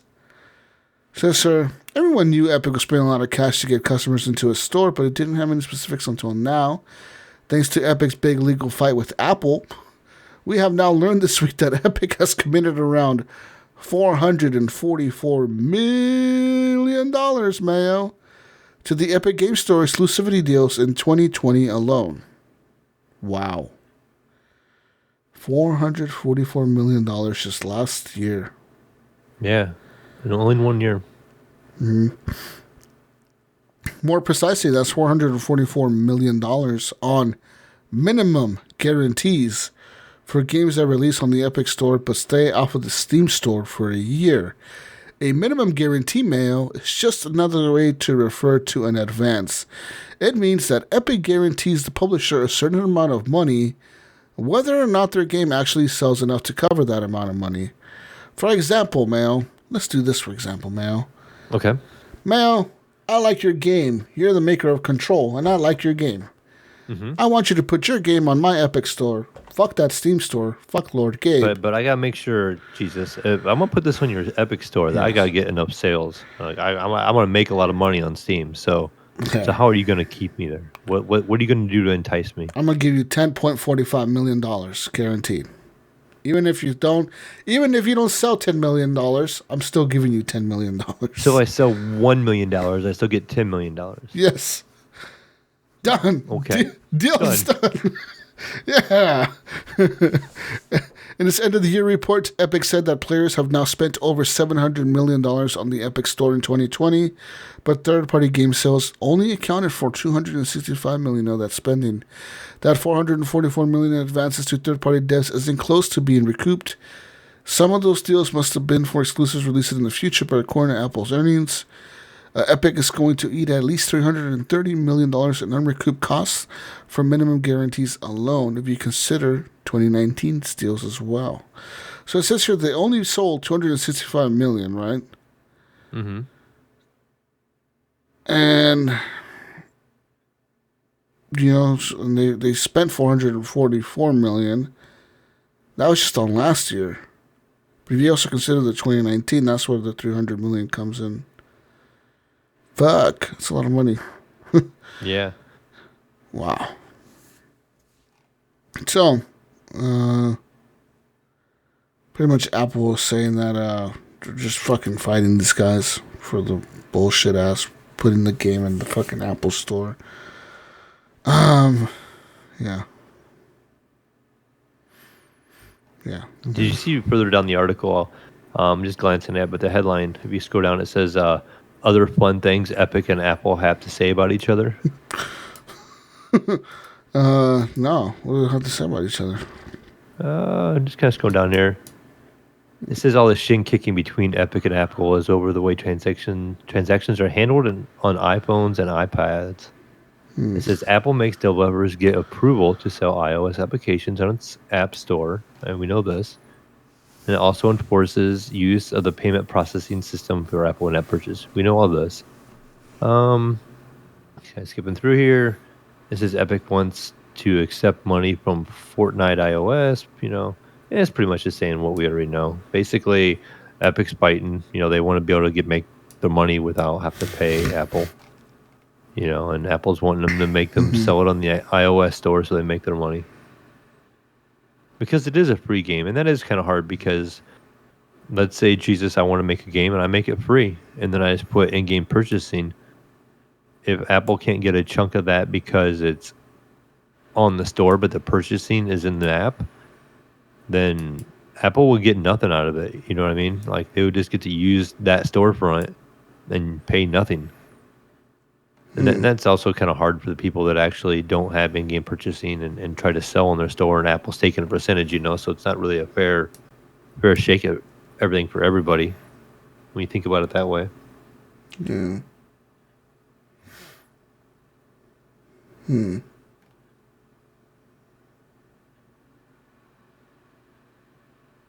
But yeah, they continue to keep fighting over there, it seems like. I haven't heard any more. I'm not sure when that court date is. It says Epic has made more than $700 million just through Fortnite iOS transactions. Yeah. So that's just on Apple. So they're $700 million, and Apple will get 30% of $700 million. What is that? Let's get the old calculator out of here. 700 million. Yes, times.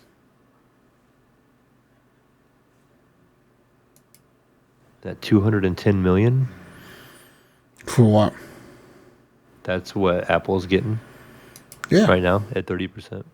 Yeah. Anyways, it says here that part of Apple's rebuttal is that Microsoft and Sony do the same thing with the Xbox and the PlayStation. They charge you the 30% fee.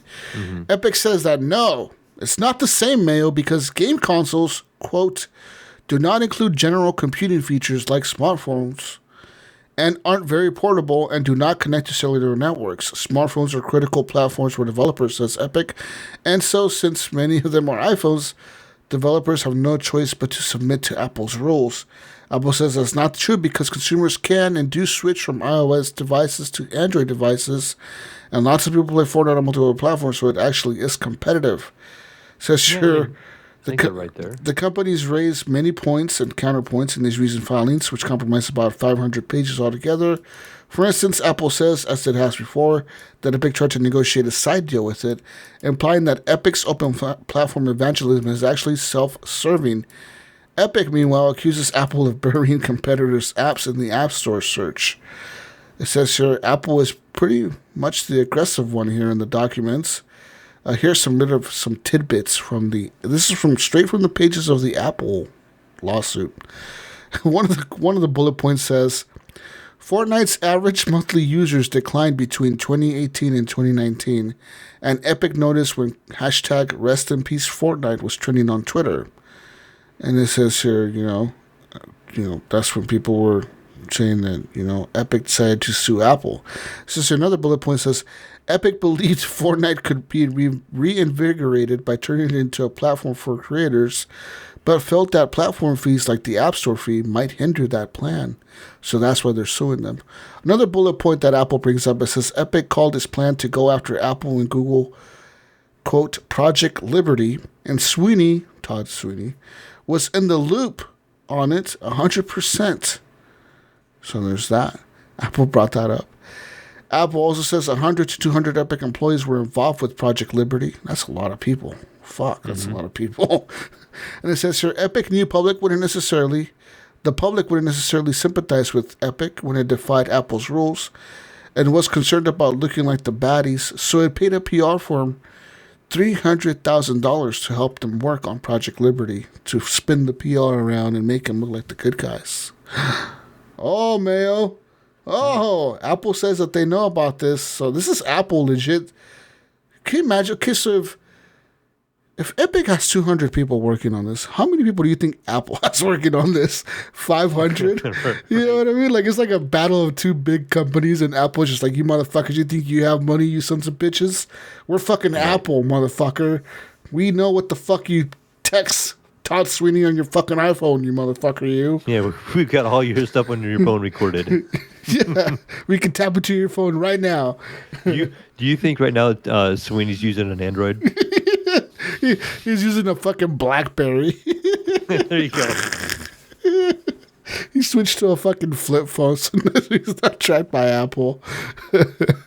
It says here, Epic has made more than $700 million just through Fortnite iOS transactions, which is one reason its Epic Game Store losses are no big deal. It says here, Epic and Apple will go to court on May 3rd. Journalists will not be allowed in the room due to COVID-19 restrictions, but there will be live audio. Before the trial, there will be a conference on April 21st where the elements of each party's arguments may be clarified. So there's that. That's coming up then. I mean, dude, this is big. This is huge for both companies. I mean, if Epic paid a company $300,000 to help him spin the PR on this and make him look like the good guys, which I feel like a lot of people do feel like Epic is the good guys right now, right? Like, oh, those guys are so good. Unfortunately. Look at them. They're just giving away games all the time, man. They're buying Forest and they make a kids game. They make Fortnite. It doesn't look all mean. I let my little 5-year-old play it. I let my 5-year-old murder all his friends and everyone else on the island and be the last one alive. Why not? Such a cool story. It's not like the Hunger Games at all. This is way more safe. Yeah. I mean, the guy looks like a giant banana running around. I mean, how can that be bad? How can that be a violent game and bad influence on little children growing up? That's so bad. In the future, there's going to be some psychopath that played Fortnite as a child, all right? And he becomes a billionaire, Mayo, all right? fucking Jeff Bezos' bastard child inherits all of Jeff Bezos' money and actually creates the fucking Fortnite island somewhere. And then no one finds out about it till like 50 years later when he gets fucking arrested. And then he hangs himself in a prison cell because he's going to snitch everyone else, all the elites out. And he hangs himself in a prison cell kind of like Epstein did. All right? I know this is how this shit happens, man, all right? Rich motherfuckers play video games like this, and they get violent. All right? Video games are bad, Mayo. They get ideas. God damn, video games are bad. Okay? Anyways.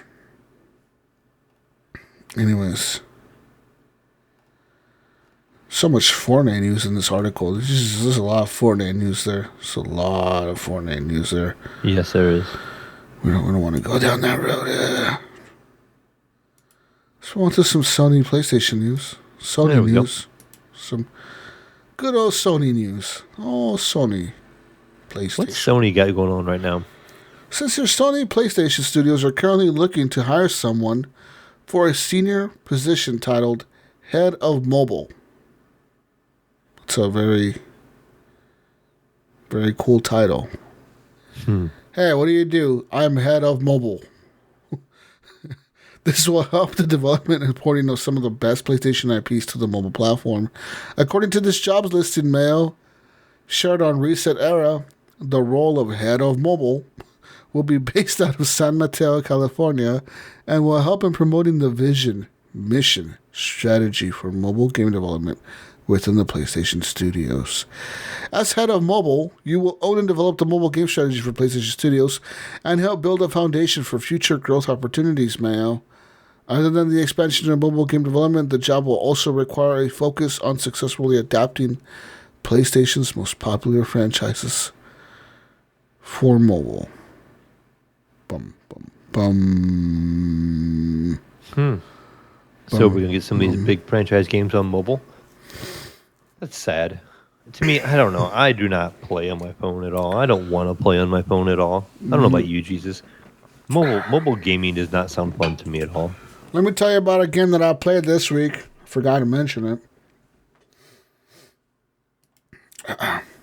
This is a very Final Fantasy-esque game. Fantasian.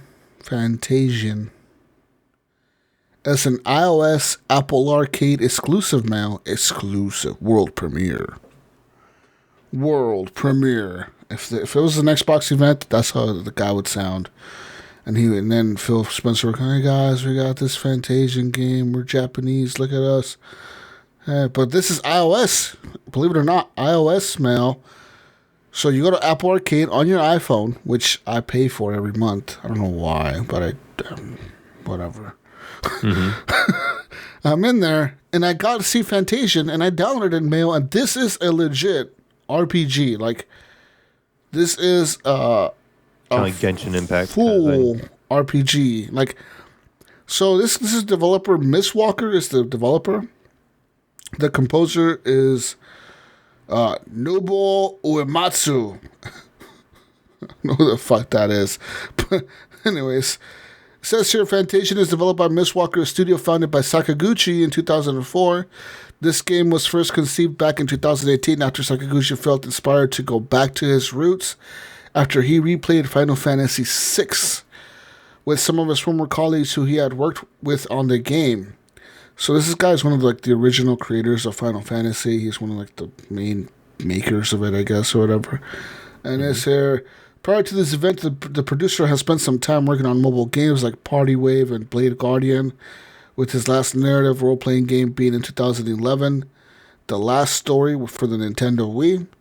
Says here, with Fantasian, Sakaguchi wanted to work on something that emulated the Japanese role-playing games of the past, slating that the style was what he enjoyed the most, and that old styles can be great within their own right, he said. It says, he also acknowledged that potentially Fantasian could be his last project due to his age. So, what's really cool about Fantasian, man, is if you are a fan of Final Fantasy, this brings Final Fantasy vibes to the fucking mobile phone. Like, it is Final Fantasy as fuck, bro, okay? You're You're playing as some Asian dude named Leo or something like that. And I thought it was a girl at first. I legit thought it was like a girl named Leo. Because, I mean, first of all, the name is Leo. The dude has like long white hair with blue earrings. Like, I'm talking like blue woman's earrings, okay? Like, ain't no guy wearing these types of earrings, but I guess he does, okay? Mm-hmm. He's very metro. But yeah. One of the coolest things about the game is, so like it has that combat style of Final Fantasy, is that turn-based style combat, you know, where you're with your party and you select the attacks and you click on whoever you want to hit. Mm-hmm. One of the cool things about the game is that when you have spells as Leo, you can actually, even with the sword, if you have a sword out or your weapon, you can actually kind of like use your finger to direct who you want to hit, like who do you want the spells to attack. So like if you have a bunch of enemies on the screen, you can kind of use like an S pattern. Kind of like you draw with your finger, like how do you want the attack to go, like which direction. Right, like the path of it, right. So that's really cool about it. That's one cool, unique thing. The graphics are actually pretty decent. They're actually very decent for a mobile phone. Like I legit was playing this on my phone, and I was like, fuck, this looks really fucking good for a phone game.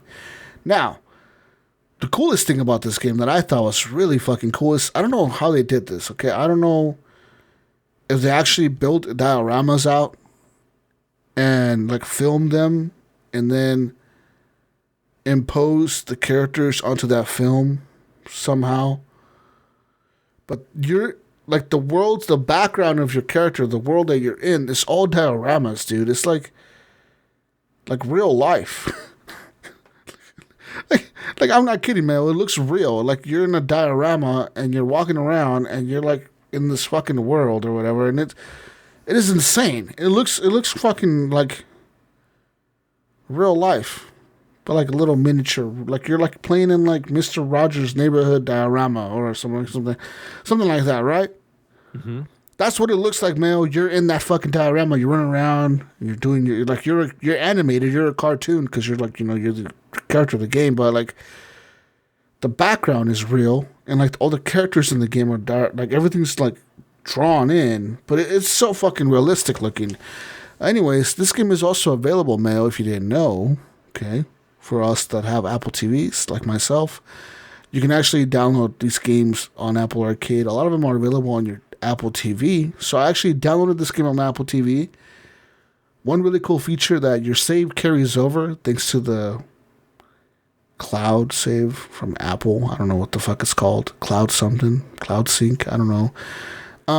But the save carries over between your phone and the Apple TV. And on Apple TV, you can actually use a Xbox controller, if you have an Xbox controller, or a PlayStation controller, which I'm using a DualShock 4 for my old PlayStation 4 Pro. I just stole it from my brother. You know what? You're not using this shit. I'll steal this controller from you. So I paired it up with my Apple TV, and I was using it, and like, if you're not paying attention, and you walk into the room and you see me playing this and you see me holding a PS4 controller, you might be fooled into thinking this game is a PS4 game. What the fuck is Jesus playing on the PS4? Like, I've never seen this before. And I think you would actually believe that it's a PS4 game. Like, it looks that good, man, on a TV. Like, I was legitimately shocked. I was like, this looks really good on a TV, and it runs really good. But yeah, if you're interested in checking out like a Final Fantasy style game, I mean, it even has the name, right? Fantasian. I mean, come on. Can you get more creative than that? Hey guys, I made Final Fantasy, and like this game is kind of like that. You guys want to play Fantasian? But yeah, like I'm telling you, Mel, the dioramas are really cool. Like that's the coolest thing about this game is that, like, it's so fucking cool. Like, it looks insane. It looks insane. You're like playing like in a dollhouse or something. You know what I mean? That's what it feels like. Like legit, it feels like you're playing a game with your phone in a dollhouse. Like you're like looking through your phone like an augmented reality camera. It's like you're looking at a diorama through your phone and you're playing that on your phone. That's what it kind of like what it seems like an AR game or something. You know what I mean? Mm-hmm. Anyways, I don't know if you're interested in checking that. I don't know if it's available on anything else but iOS. I don't know. Let me look. What was it called again? Fantasian. Fantasia. Let me look. Fantasian.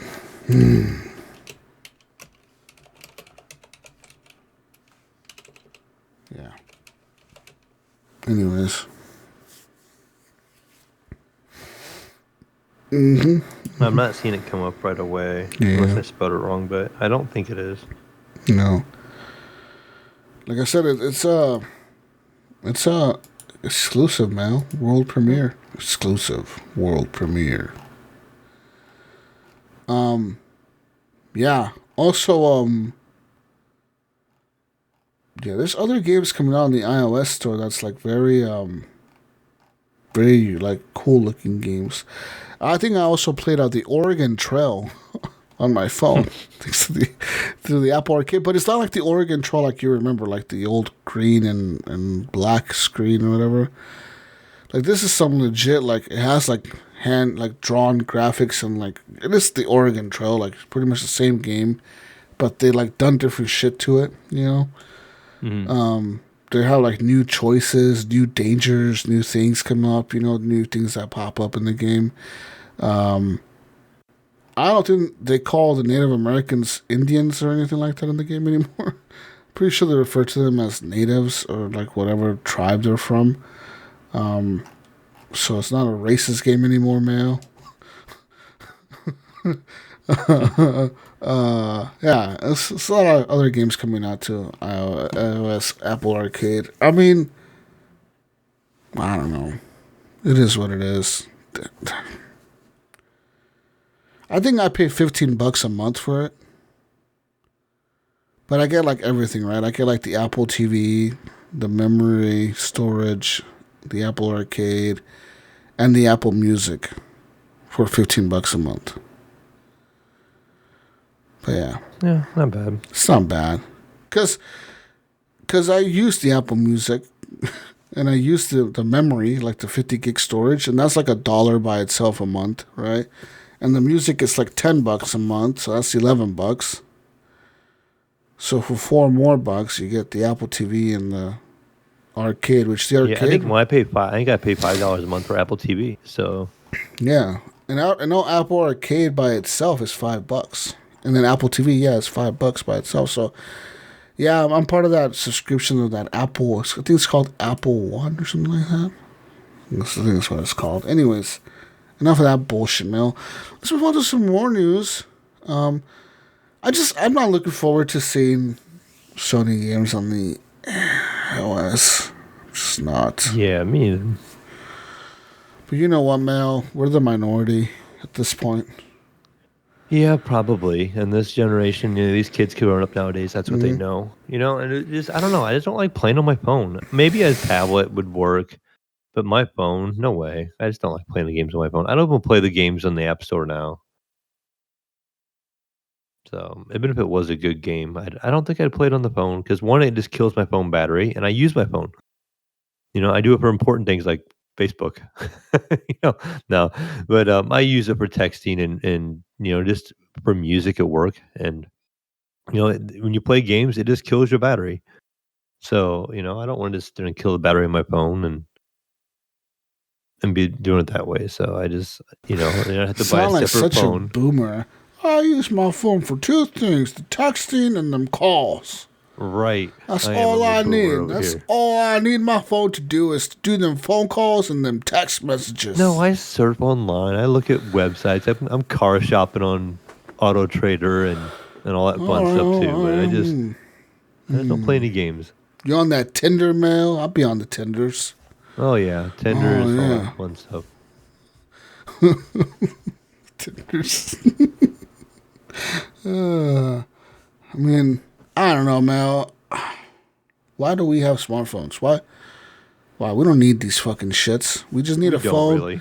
We just need a phone that has an internet browser, the Facebook app, the Twitter app, the Instagram app, what's the other one?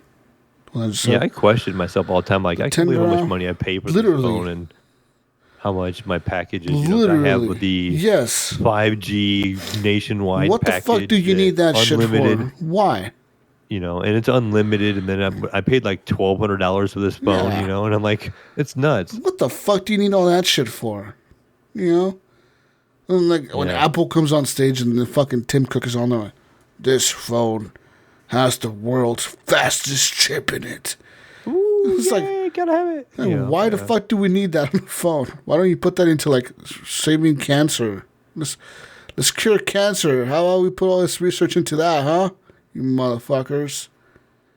Why, Mayo? Because it doesn't make money for them. That's right. Big Apple, evil Apple Corporation.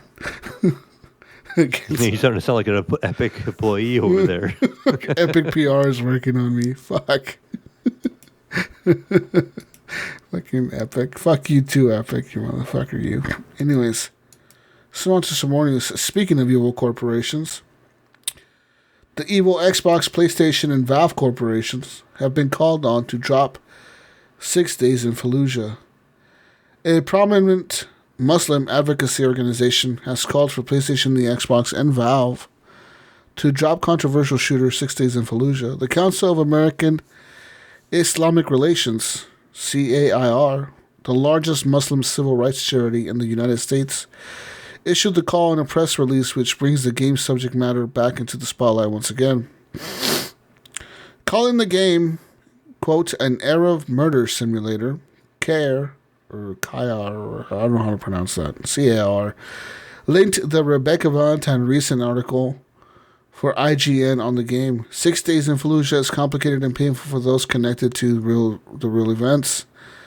And then an article from Turkish state-owned news outlets TRT World, quote, 6 Days in Fallujah reveals the gaming industry's Islamophobia problem, end quote. In a statement, CAIR said the game would only normalize violence against Muslims in America and around the world. The gaming industry must stop dehumanizing Muslims, the CAIR spokesperson Husaifa Shabazz said. Video games like 6 Days in Fallujah only serve to glorify violence that took the lives of hundreds of Iraqi civilians, justify the Iraq War, and reinforce anti-Muslim sentiment at a time when anti-Muslim bigotry continues to threaten human life. 6 Days in Fallujah has re-emerged in February, 11 years after it was ditched by publisher Konami, following significant criticism from the mainstream press. Controversy surrounding the game immediately reignited over its setting and portrayals of U.S. soldiers and Iraqi civilians, and Peter Tamte, the boss of developer Victoria, was forced into a public U-turn over comments the game will not be a political statement either way, and reframed it as a shooter with documentary segments and now inseparable from politics. Victoria attempted to get its PR campaign back on track, though things were derailed once again by a more widely criticized first reveal of its gameplay. So, pretty much, CAIR wrote, we call on Microsoft, Sony, and Valve to ban their platforms from hosting 6 Days in Fallujah. And, yeah. What do you think about this, Mayo? I don't know. I mean, it sounds like a lot of people have issues with the game. What was the thing before? It was something about because it was like real life events of certain people that people were finding it offensive, and they were glorifying that event. So, I mean, the game's getting a lot of controversy over the fact it's like a real life event. Yeah. And it portrays, because most of our games we play are like a scenario, right? Yeah. We don't play too many unless it's something from the past. Which World War II or something. We don't really feel like affects us, But this isn't necessarily in the past. This was not too long ago for us. In the past, yes, but not too long ago. And, there's families and stuff like that still around. So I can see how that could be offensive.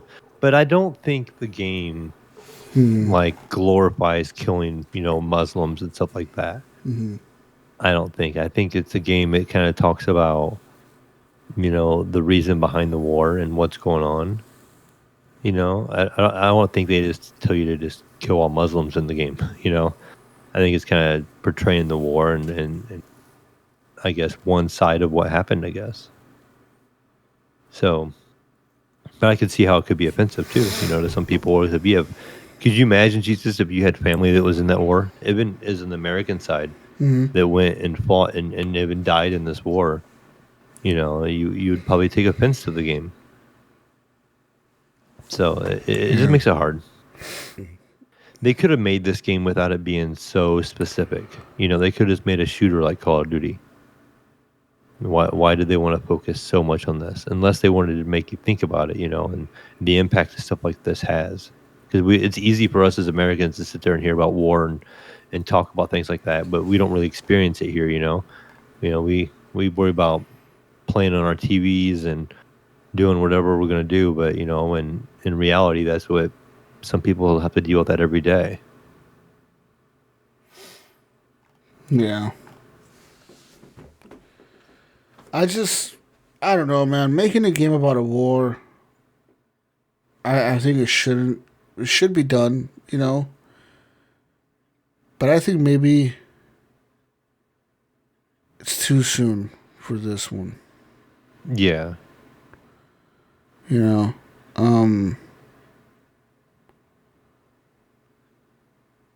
don't know. It would be kind of like say Jesus, you and I made a game about the Twin Towers, and it would just be too soon. I mean, you still have families out there. Yeah. Like, how would you make a game about that? Like, you could make a different types of games based on that one, right? You could make a game where you're playing as a fireman or responding to the fucking fire or something. You know what I mean? Or you could play a video game as a cop, as responding to the fucking shit or whatever. Paramedic, whatever the fuck. It's all that. You could do that. But yeah, you're right. People would be like, "What the fuck are you guys doing? You guys are crazy. You guys should be doing this." So I could feel it. That people would be offended by this game. I mean, I don't know, man. This is a tough one. It really is. But maybe it is too soon for this one. I feel like World War II. We're separated generations from that. You know what I mean? Yeah. And yeah, we're generations away from that shit, so we don't really feel the impacts of that. Or fuck, even like the Vietnam War, or like the Korean War. You can make video games about that stuff, and most people would be like, "Oh, okay." But I feel like the Iraq War, even the stuff going on in Afghanistan and all that, it's probably like way too soon. You're like, what the fuck, man? Like, you know what I mean? Mm-hmm. I don't know. I wouldn't call it you're right. I wouldn't call it a Muslim murder simulator or whatever the fuck they're trying to mention it as. You know what I mean? Like, it's not like you're. Yeah, I don't think when they went out to make the game, that was their whole goal. Yeah. So they're not trying to do that. I think they're just trying to give it a title like that to make it look bad. But, still the concept is the concept, Yeah. Who knows? Yeah.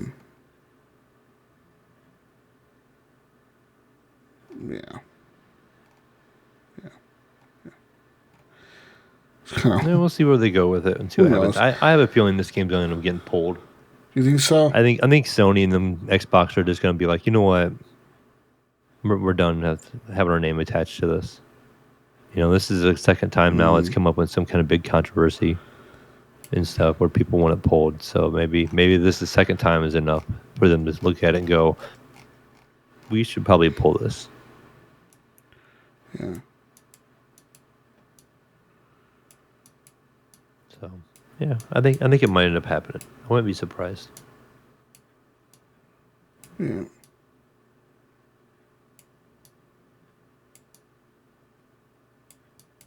What else we got over there, Jesus? I'm just reading the comments on this fucking thread. There's some wild comments, dude. They go everywhere. Like, these comments are nuts. There's a lot of people here defending the game. A lot of people are against the game. It's just crazy. Anyways, censorship. I don't know. We'll see. What was that one game, Mayo, that everyone was pissed off about a few years ago? Remember that game? was about a mass shooter. You would just kill people. That was the game. And it was on Steam, and people were pissed off at Steam because they're like, why the fuck would you even release this on Steam? And they wanted Steam to pull it. And I think Steam did for a bit. Yeah. Was it called Rampage or something like that? Rampage or Shooter or something like that? Yeah, it was something like that. I don't remember for sure. What was the old Rockstar game that everybody, back in the day that people had a problem with it? Didn't they get pulled? Maybe it didn't get pulled, but where you were the Manhunt?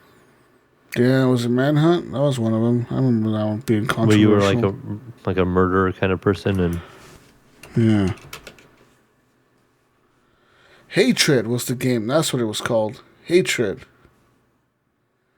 And it was just pretty much the goal of the game was just kill as many people as you wanted. Like, just you could kill everyone. That was the whole point of the game, was just to kill people. Like cops, everyone, just keep killing people until you died, until the cops killed you, or whatever. And I remember people were pissed off about that game because when that game came out, it was 2015, and people were like, "What the fuck is this shit?" That's when a lot of school. I'm pretty sure some kind of school shooting or some kind of shooting happened near the release date of this game, and people were like, fuck, let's not release this game on Steam." But I don't know what happened. I think Steam eventually let it go, and they did put it on their thing. But yeah, I don't know. Now it's on the Switch. Of all places. Wow. What are they doing over there, Nintendo? Okay, fine. Whatever. We got a game, put it on the Switch. Okay. They even moderating it anymore? They're letting people rip off their games almost to a T and changing the name? Yeah. Yeah, I don't know.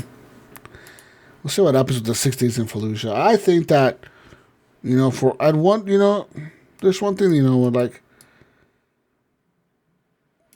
like I said before, like what happened, with everything's going on in this, and I feel like in general, just society, everything's getting censored and everything's getting real censored and real to the point where like what's not censored anymore, you know what I mean? Right.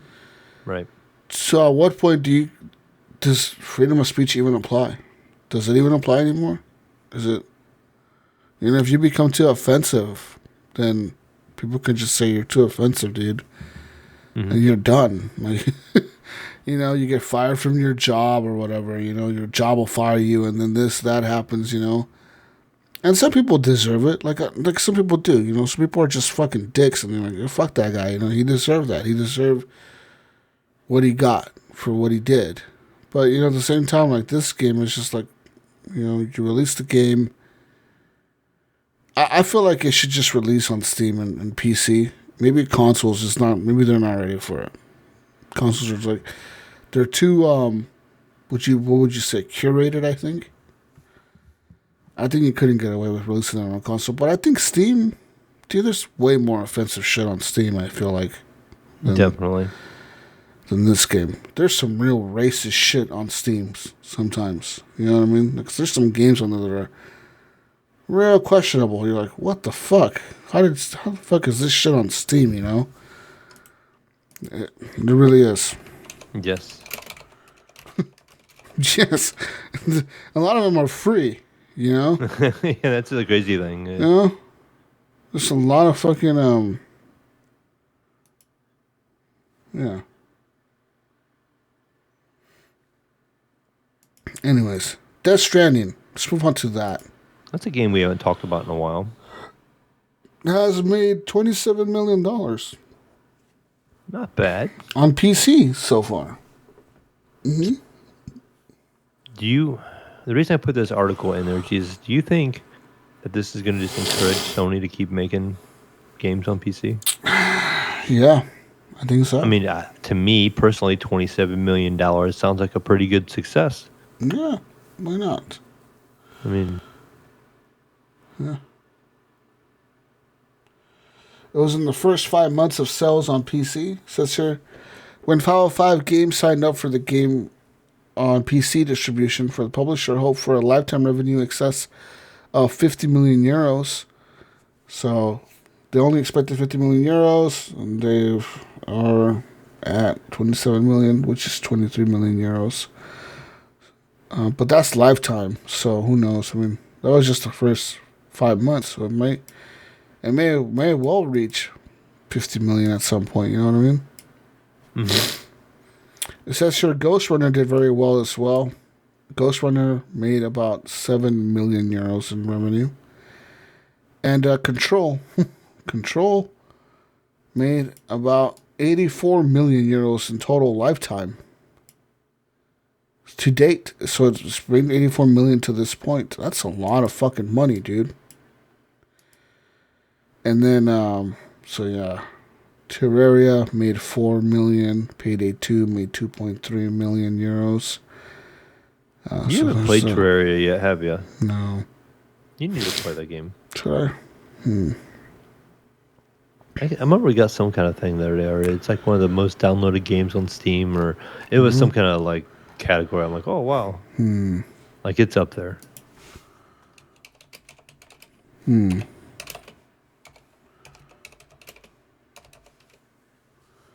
knows? So let's move on to some more news. More fucking news here, man. I'm trying to look up news as we go here. More news. So actual graphics card smugglers are now a thing. Yeah. Yeah, great. Yeah. It says here, graphics cards are now so profitable, criminal gangs are now willing to risk running foul of the Hong Kong authorities simply to smuggle unlabeled GPUs. TVB News has reported that 300 NVIDIA graphics cards specifically for GPU mining were seized during a 2 a.m. raid just outside of Hong Kong International Airport. Dun dun dun. Dun dun dun. Says to the NVIDIA CMP 30HX cards, which these unmarked cards seem to be, don't have a listed retail price we can find, but there are reports of these GPUs hitting the market for over $720 a piece. Woo! With a nominal Ethereum hash rate of 26. What is that? MH? Was that a fucking hash rate? I don't know what the fuck that is. Yeah, I think it's like a processing hash rates per second. It puts these cards at the same level as the GTX 1660 Super, which was a $230 graphics card. But now it's probably a $700 graphics card. It says here, with the street price of around $217,000 for these 300 CMP 30HX cards. So you can understand why some gangs in Hong Kong would be trying to smuggle these. Yeah. Wow. Anyways. Yeah. I guess. So let's move on to some more news. More news I got for you, Mayo.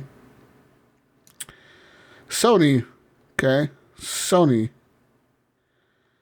There was a new article released by Jason Schreier. Revealed that the Bend Studio, which is the studio that created Days Gone here in Oregon,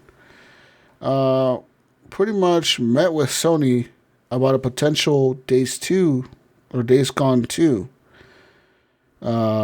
game. You know, like they were like, hey, how about we make a sequel? We got ideas.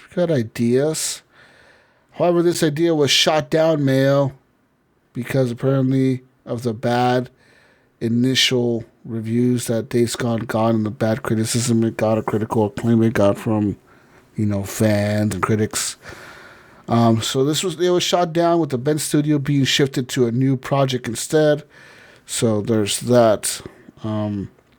Apparently some of the studio were shifted to make they were moved over to help Naughty Dog make like a multiplayer for an Uncharted game. Some kind of new multiplayer or something.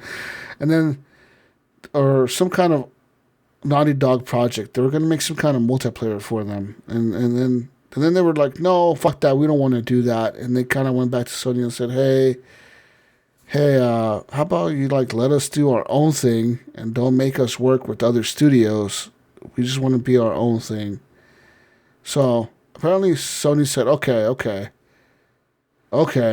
you guys can make one more original IP, Mayo. We'll give you that power, but it has to be an original IP. It cannot be related to Days Gone or Uncharted. And so who's that? Who knows? I mean, this is going to be apparently a AAA new IP. And Days Gone is not going to get a sequel, according to them. Well, who knows? Maybe Sony will change their mind later when it comes out to PC and they realize PC sold really well. You know, like, hey guys, PC sold really well. Maybe we should make a sequel to this game, huh? Yeah. No doubt. Yeah. Isn't that supposed to be coming out on PC pretty soon? Yeah, like this month or next month, right? Maybe I'll just wait and play it on PC and not on the PS4. Yeah, maybe. Maybe. We'll see. Maybe I'll have my PS5 by then. Maybe. That'll give me something to play in there, too. That game Enlisted looks really cool. I want to check it out. What's that? That Enlisted game? Enlisted. Looks really cool. It's like a World War II shooter type game. It's on Steam. I know for sure it's on Steam. But it's a PC game, but it's apparently like really fucking good. Oh, and also the one Shroud's playing, I think, right now. Maybe, probably it is. I know a lot of streamers have been playing it. Let's speak about Nintendo real quick. Nintendo says that it has enough parts for immediate Switch production now. But they say that there might still be a shortage this year of Switch consoles. But they said they have enough to make immediate consoles right now. But no, they never said how many. But they have some. So, just that. Just so, I don't know, was there a Switch shortage? I don't know. I tend to see them in the stores pretty common now. Yeah, me too. I don't know what the fuck they're talking about, but maybe there's like a Switch shortage somewhere in the world, and they're like, hey, we got Switch shit for you guys. Nintendo with all the capacitors over there, they're like, ha ha ha. Microsoft. Fuck you, Microsoft. Sony, this is how we win the console war. We can make our stuff. Yeah. Also, Netflix has signed a deal with Sony for making a Uncharted and Spider-Man film with Netflix.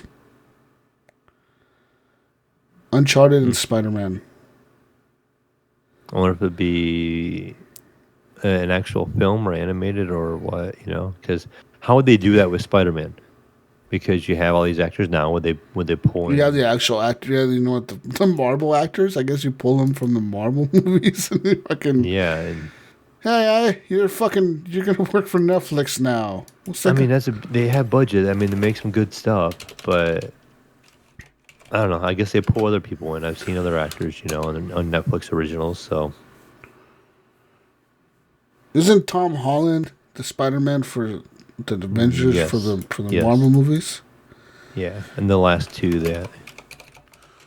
I thought he was the guy that were casting for the Uncharted movie as well.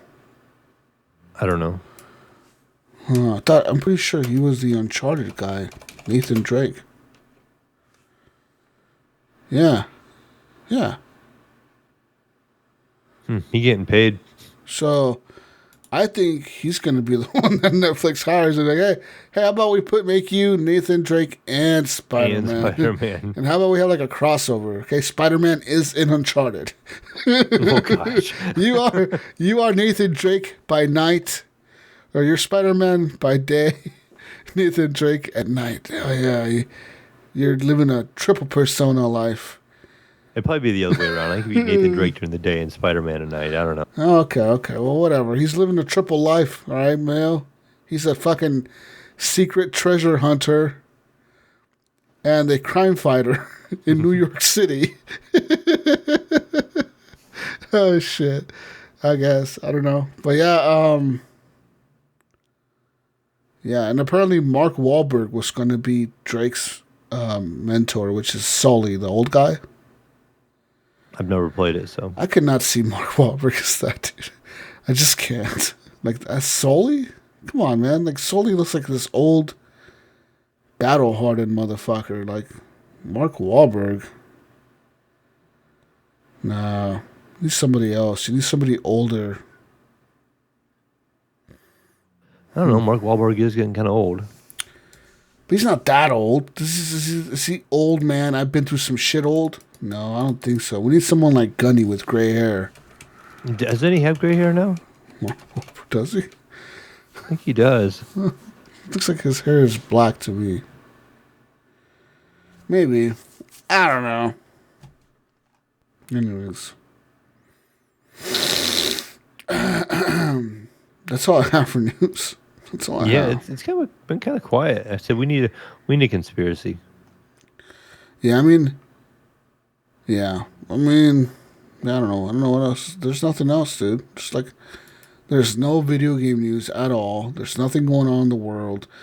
Sony is just being little bitches and fucking, hey, we'll let Xbox take all our exclusives and put them on Game Pass. Look at us.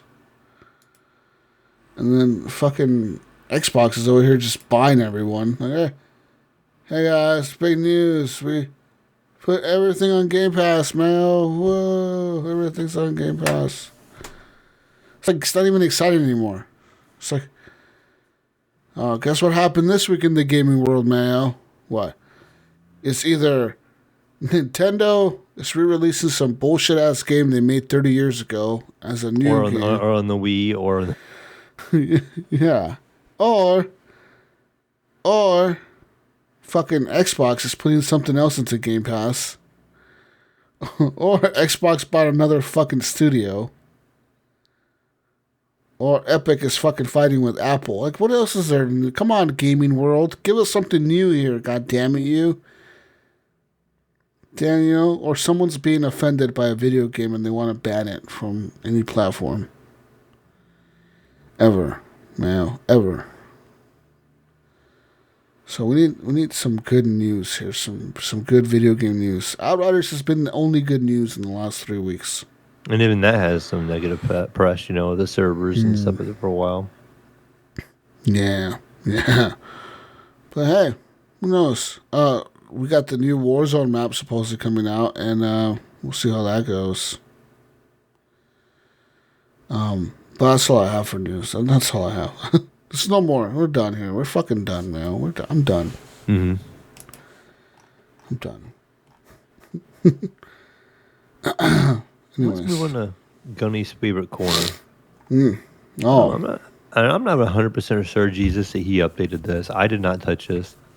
But he said our PlayStation Plus games right now are Days Gone, Zombie Army 4, Dead War, and Oddworld Soulstorm. And I know those are right because I have been on the Plus. And I did redeem all the games I could. So I know that is the March games. I have not, since I don't have my Xbox, I haven't looked at the Xbox One and stuff. But we have down here, we have Vikings, Wolves of Midgard, which I don't know what that game is. And for the 360 game, it has Dark Void. Yeah, this might be old because he has Game Pass, he has Outriders, aka server malfunction in the game, which, we just said it's running better. And then we, mentioned the show is coming out to Game Pass, I think this month, right? This week? Yeah, it's the 20th, right? Or the 15th or something? Yeah, so probably next week. Yeah. And then he said he has on the Epic Store Tales of the Neon Sea. Again, that might possibly be old. I haven't been on the Epic Store either. But that's what we're going to roll with for now. Cool. Oh, anyways, Mel, I forgot to talk to you about this crazy news that I saw this week, all right? Okay. Well, I got two pieces of news. So one quick piece of news for the PlayStation fans out there. Apparently, PlayStation 3 users, because apparently there's a few of them out there still, are finding that updates for some games are no longer available. That means that people that own these games in a digital or physical format will no longer be able to download the most recent version of the game if you have not already. So, it says users on PSN profiles, which is a website, and Reset Era are both reporting this issues. Some users have not taken it upon themselves to compile a list of games that no longer offer updates. This is unclear if it's a temporary issue or an intentional move on Sony's part. So, anyways, this report comes a few weeks after Sony announced the PlayStation 3 store will be closing on July 2nd, Mayo. It says here this is a big disappointment for those interested in video game preservation. So, at least gamers have quite a bit of time here, a couple months, maybe 3 months now. I mean, to buy these games. But yeah, it says here, the removal of these games highlights one of the biggest issues facing the video game industry moving forward in the future. It says here, video games released 20, 30 years ago mostly remain playable as intended nowadays, Retro enthusiasts are often forced to jump through some hoops to play them, but the games are still, reflect the final version that was offered. For modern day games, it is kind of impossible to do that because most games have updates day one and multiple updates forward after that. So pretty much it says here that moving forward, it's going to suck for the future of like collectors and shit, dude, because you're going to have games that are like, yeah, you have the disc, but you don't have the updates. So that game is not the game that was intended to be played. That's not Destiny 2 you got, Mel. You got... That's a lot of the games, remember? Destiny. Now, what you're doing, you're getting the game, and you put the disc in, remember, and it has to download the rest of the game and stuff. So how does that work, in the future? Yeah, it doesn't. It just doesn't fucking work anymore. I don't know, man. What else here? Moving on to some other news. I don't know if you saw this, but did you see the video of the monkey that Elon Musk put a chip in his head? I read the article where it's playing some game, right? Okay, so anyways, I've been looking into this. So there's this thing called Neuralink. And Neuralink is pretty much like this implant that Elon Musk or whatever his company is working on. I think they're their own company. I think Neuralink is its own entity, but Elon Musk owns it or some shit. He bought it or something. Anyways, there's this fucking company that are making this chip that goes in your fucking head, Mayo. And they're trying to make it to where you control things with your thoughts. Just your thoughts, nothing else. Mm-hmm. So initially, the first video that I saw was 2 pigs. And one of the pigs had the link implanted in his head and then taken out. And then the other one had it implanted in his head and left in there. And then the other one had like something else done to it. And then the whole point of putting the one in the one pig and taking it off was to show that they can in fact put these in people's heads and then later on remove it so you can either upgrade it and get a new one installed for like a software upgrade, you know what I mean? Like, hey, Mayo, my cyberpunk head isn't working right. Yeah, go to the fucking Ripper dock and have him put a new one in. Yeah, so you go to the dock and he fucking rips out your head open and then puts in the new one or whatever. Anyways, this monkey, right? So pretty much they said like, okay, look, we put this chip inside this monkey's head, okay? And they're showing the monkey, right? And they're showing, okay, look, when the monkey plays the game, he's playing Pong, right? And they're saying when the monkey plays Pong, there's like a straw he's sucking on, and they're like, the straw is releasing a banana smoothie or whatever, like a milkshake or something like that, into the straw, right? So he can eat that. That's his reward for playing Pong. So it shows the monkey playing Pong with the paddle, right? Like it shows him playing it. And they're saying, okay, now if you look at this computer screen, so they show a computer screen and they're like showing this screen and it's like fucking showing like the movements in his brain or whatever.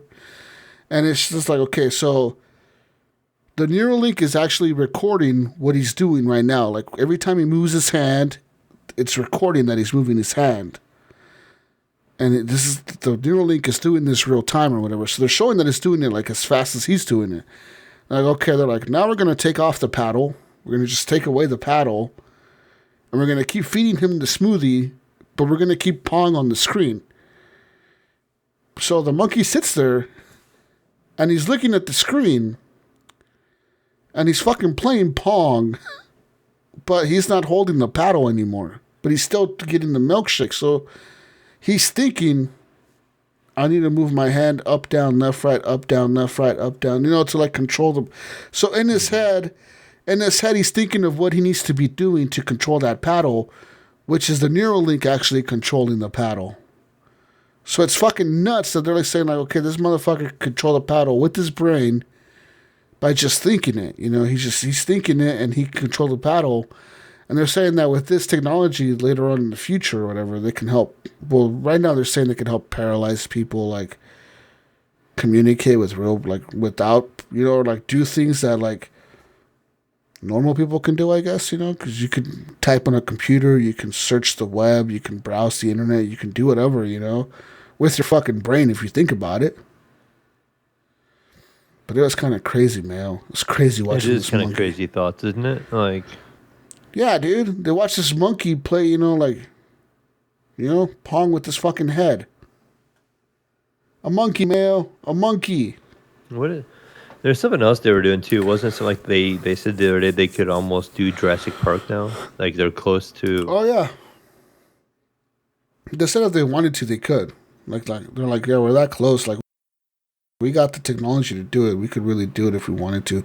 But they said it wouldn't be like the movie where like you're extracting DNA from like a fucking egg or whatever and like doing all that. They're like, it wouldn't be like that. It'd be like we create our own dinosaurs. Like we just mix genes and shit until we create the perfect dinosaur.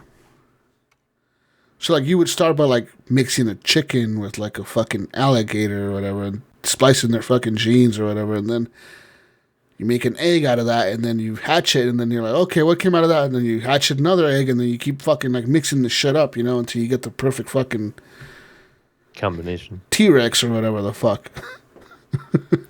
I don't know. It sounds kind of like fucking with science too much, doesn't it? Like it sounds a little too far. Man. Like even this monkey thing, man. Would you really want something in your head, Mel? No. Okay, think about it, Mel. You're a 75-year-old male now, okay? You're old as fuck. And you want to play Call of Duty against the stupid young hobo kids that are playing Call of Duty 59. 6 Days in Fallujah. Call of Duty 59. Call of Duty 59, 6 Days in Fallujah. Black Ops. Okay? That's the version they're playing, man. Because, no one cares about the Iraq War then, 59 years from now. And then you're in your fucking old care home where your kids stuck you because they don't like you and they stuck you there. And then Elon Musk fucking doctors come in and they're like, hey man, you want to play video games but your hands are all fucked up. You got arthritis or whatever. They had to chop off your left hand because you got some kind of corn disease. Oh, corn disease, huh? Yeah, some kind of corn disease from Ohio that struck all the Ohioans and they had to cut your hand off. Okay? Now you only got one hand, but it's got arthritis. It's got the arthritis. And the Aleve shit don't work no more. I got to take the Aleve, it don't work no more. Don't work no more. So, hey man, we're going to implant this chip in your head. You could play Call of Duty 59, 6 Days in Fallujah. What do you say? I bet I would do it. I mean, why not? Maybe. I don't know. Think about it. You could be as fast as young Mayo was. Be as witty and as fast as young Mayo used to be. Young spry Mayo. Yeah. When Mayo, you could be as fast as two-handed Mayo. Yeah. That would be cool, wouldn't it? Just and all you're doing is sitting there, Mayo, just fucking drinking your stupid old people strawberry banana smoothie or whatever the old people drink. Then you think of was it Wall-E? Where remember all the people in the future? They're all like, who cares? You're just sitting there. You're fucking sitting there floating in your chair, thinking about whatever. Okay. Just a bunch of mindless people just sitting in chairs, all hooked into these things. Why not, Mel? It's the future, bro. It's the fucking future. I'm telling you. It's the future. 100 years from now, all this fitness shit's going to be done with. No one's going to care anymore. You don't need fitness to live forever, Mel. All you need is a fucking Neuralink. Put this shit in your head. We record your memories for you. Yeah. You live forever. Ever, Mel. That's the future. I'm just saying. Don't believe me now, but we'll wait 100 years from now. People will be listening to this podcast. They're like, God damn, that Jesus guy was right. Fuck. This great historical class that we're taking, the great Jesus. Yeah, what's up, Mel? Yeah. 100 years from now, they're going to be listening to this podcast in some history class. In some history class. And be like, oh man, these guys were so smart. They knew all about the future. Yeah. Yeah, we know. It's okay. Cool. Anyways. That's all I have, man. So, I wanted to bring up the monkey thing. I wanted for sure to bring that up. And I wanted to bring up that PlayStation stuff because there's a lot of PlayStation 3 players out there, if you didn't know, man. It's a lot of them. But it sucks they're losing access to their games. Yeah, I mean, was it the PSP and the Vita also, right? Yeah, those are dead too. Yeah. Mm-hmm. Anyways, what's next? We're pretty much just down to the community question, Jesus, and we only have one of those this week. Oh. And it's more, or just kind of a comment, I guess, too. I can kind of weigh in on it. Connor Solier, he says, why give Diablo 2 remastered keys to streamers who have never played Diablo in their lives? Maybe Blizzard has some sort of marketing secret. Cause I think it's just because they want to get them out there to the big names. Why give it to no one? Why give it to normal people that play Diablo? They're gonna buy it anyways. Hey, let's say I know like one big streamer. I think he's a top streamer right now is XQC. So let's say we give a code to him, even though he never has played Diablo, but he averages 75,000 viewers, and he's gonna stream it. Then that's 75,000 people that are gonna see that. Yeah, and then say a few thousand of those people buy the game. Why not? Then it's done its job. I think it's not necessarily to test. I think it's more or less to put it out there. Why else are you gonna give it to a Twitch streamer? Yeah. Because if they give it to people just to test on their own and they're private, it's not gonna generate any buzz. No, why would it? They're gonna buy it anyways. You want people that are if you're a hardcore Diablo 2 fan, you're buying it anyways, like you said. Yeah. Fuck those guys. We don't need to sell to them. They're gonna buy anyways, Mel. Anyways. Yeah, I mean that's pretty much the only community question. I was kind of late posting it this time around. I thought I had it on there with the feedback, but I did not. So cool. Well, you can find Gunny on everything as the Gunny Chief or Gunny Chief. Yeah. Find them on Discord. Yes, Gunny Chief. At Gunny Chief. Find them. How can we find you, man? Well, you're gonna find me again. On the PS Plus now is the Mayo 01. I did get an invite from Nipron, so good old Nipron over there, and it did tell me Nipron had a good day the other day. He was streaming. He had 50 some viewers streaming Days Gone, so he's killing it over there on the stream. So check him out over there too on Nipron over on Twitch. But you can find me as the Mayo 01 on PS Plus. You can find me as the Mayo on Xbox, Mayo on Discord, Origin, Steam, and all that kind of jazz. So, but that's pretty much easiest place to find me is on Discord still. What about you, Jesus? Find me on everything as Jesus Walks On, and I really mean everything. Go ahead, find me on everything. Go ahead. Pornhub, Jesus Walks a Lot. Twitter, Jesus Walks a Lot. Tinder, Jesus Walks a Lot. You find me on everything. Yeah. Find me, Jesus Walks a Lot. We'll play some games. Maybe I'll get Outsiders. Was it Outsiders? Outriders? Outriders. Yeah.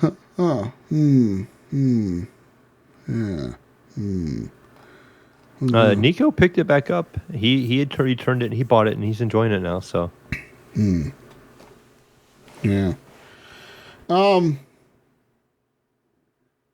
Yeah. And who knows? I'm looking at an article here, Mayo, that says that Xbox will be planning another announcement this year with Nintendo. Big Nintendo news. You know how we know this? Thanks to our good boy Phil. You know, every time Phil likes to hide shit in the background of his videos, where he fucking posts videos in his office or his house, he's always hiding shit in the back that becomes like an actual announcement, right? Well, guess what he put in the background of this video? He put a motherfucking Switch back there. It's just chilling. It's just like sitting there. I mean, yeah, that obviously has to mean something. 'Cause I'm pretty sure he would be specific about not wanting to put a Switch in the background of a video. You know, it's like let a me put my fucking competitor's it's like console on the it's on background. the top shelf, usually where like other shit is, and it's right there, like prominently a fucking Nintendo Switch. So I wonder what that means. Game Pass on the Switch. Motherfucker, xCloud on Switch. They got everything. These motherfuckers are buying everyone. Switch coming to Game Pass. Everyone who has Game Pass is getting a free Switch. Everyone gets a Switch. You get a Switch, Mel. Everyone gets a Switch. Yeah, Game Pass. That's why Nintendo has all these capacitors and they're ready to make a bunch of them. Because they know everyone's going to get a free Switch. Thanks to Uncle Phil and his stimulus. Or everybody's going to buy Switches for Game Pass, so they're all getting ready to ramp up production. One of the two. One of the two, right? Or for xCloud. Like I said, all they need is xCloud, right? Some kind of streaming shit and just stream it to your you got Switch. the controllers and everything built right in. It'd be a better answer than a mobile device. Think about this, Mel. And say they do come out with this new Switch 4K, right? But what if it's not really the Switch 4K? What if all along it's the Switch 5G? And it's just the Switch that can connect to a cellular network. And you could put a SIM card in it from whatever carrier. You go to a carrier and you ask them for a SIM card. You put the SIM card in, and it's a fucking cell phone operated fucking Switch that can connect to a network. Boom, dude. That's all they fucking need, Mel. Yeah. All right? That's all they need. Yeah, I agree. That would be nice. And then you can stream xCloud to that shit all the time. Yeah, and just have a straight up portable Xbox on a Nintendo Switch. Yeah, people would buy that shit up like crazy. Can you imagine how fast those things would fucking be selling? I'm buying 5 of them just to scalp them. Yeah, there you go. Good head start on it. Good head start on it, Jesus. That's the next thing. It's not going to be no stupid OLED screen. Oh, the fucking OLED and the 4K. No, dude. No, Mel. No, they're going to make a 5G fucking Switch, and they're going to have fucking xCloud on it, motherfucker. Watch. And it's going to be like a thing where, like, go to fucking AT&T or something and get a free Switch when you sign up. Or something. They're going to partner up with some carrier, fucking T-Mobile or something. Hey, go to T-Mobile and sign up and get a Switch with your 3G plan or the 5G Switch plan for $20 a month. And, Mayo, guess what? And if you pay for this 5G Switch plan, Mayo, guess what we do, Mayo? Guess what we do? We give you Switch online for free for a year. Yeah. Yeah, that's only like a $25 No, value. who cares? It's still a value, man, okay? It's still a Yeah, fucking... I know. We're giving you value here, man, okay? Don't ask for everything for free, okay? No, I'm saying it doesn't have to cost them that much. We're giving you a fucking value, man. Stop asking for everything for free, okay? This isn't fucking Game Pass, okay? God damn it, you. I was just saying, I think you're right. I think there is some big news going to happen here with this.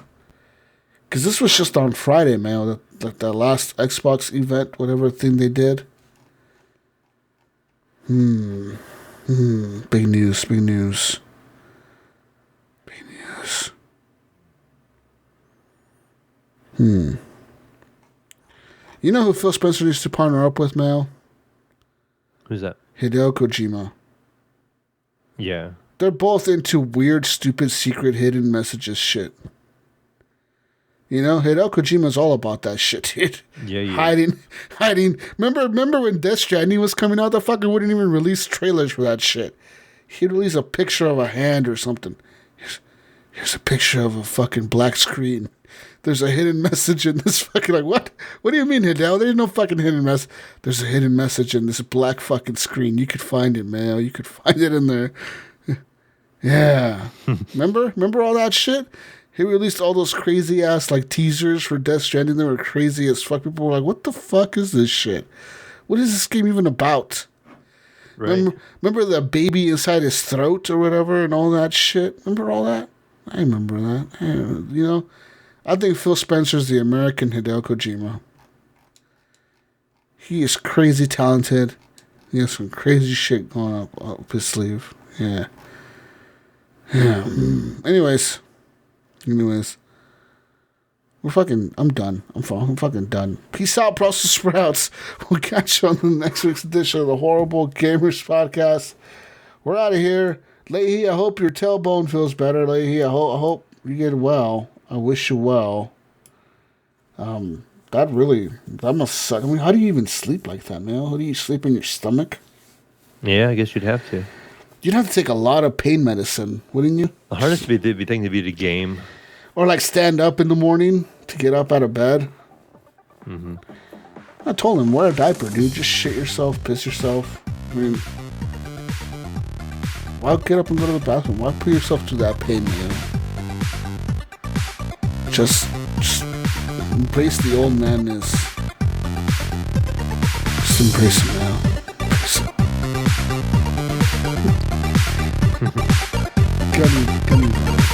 Anyways, we love you guys. 3-hour show once again. Bye. Bye.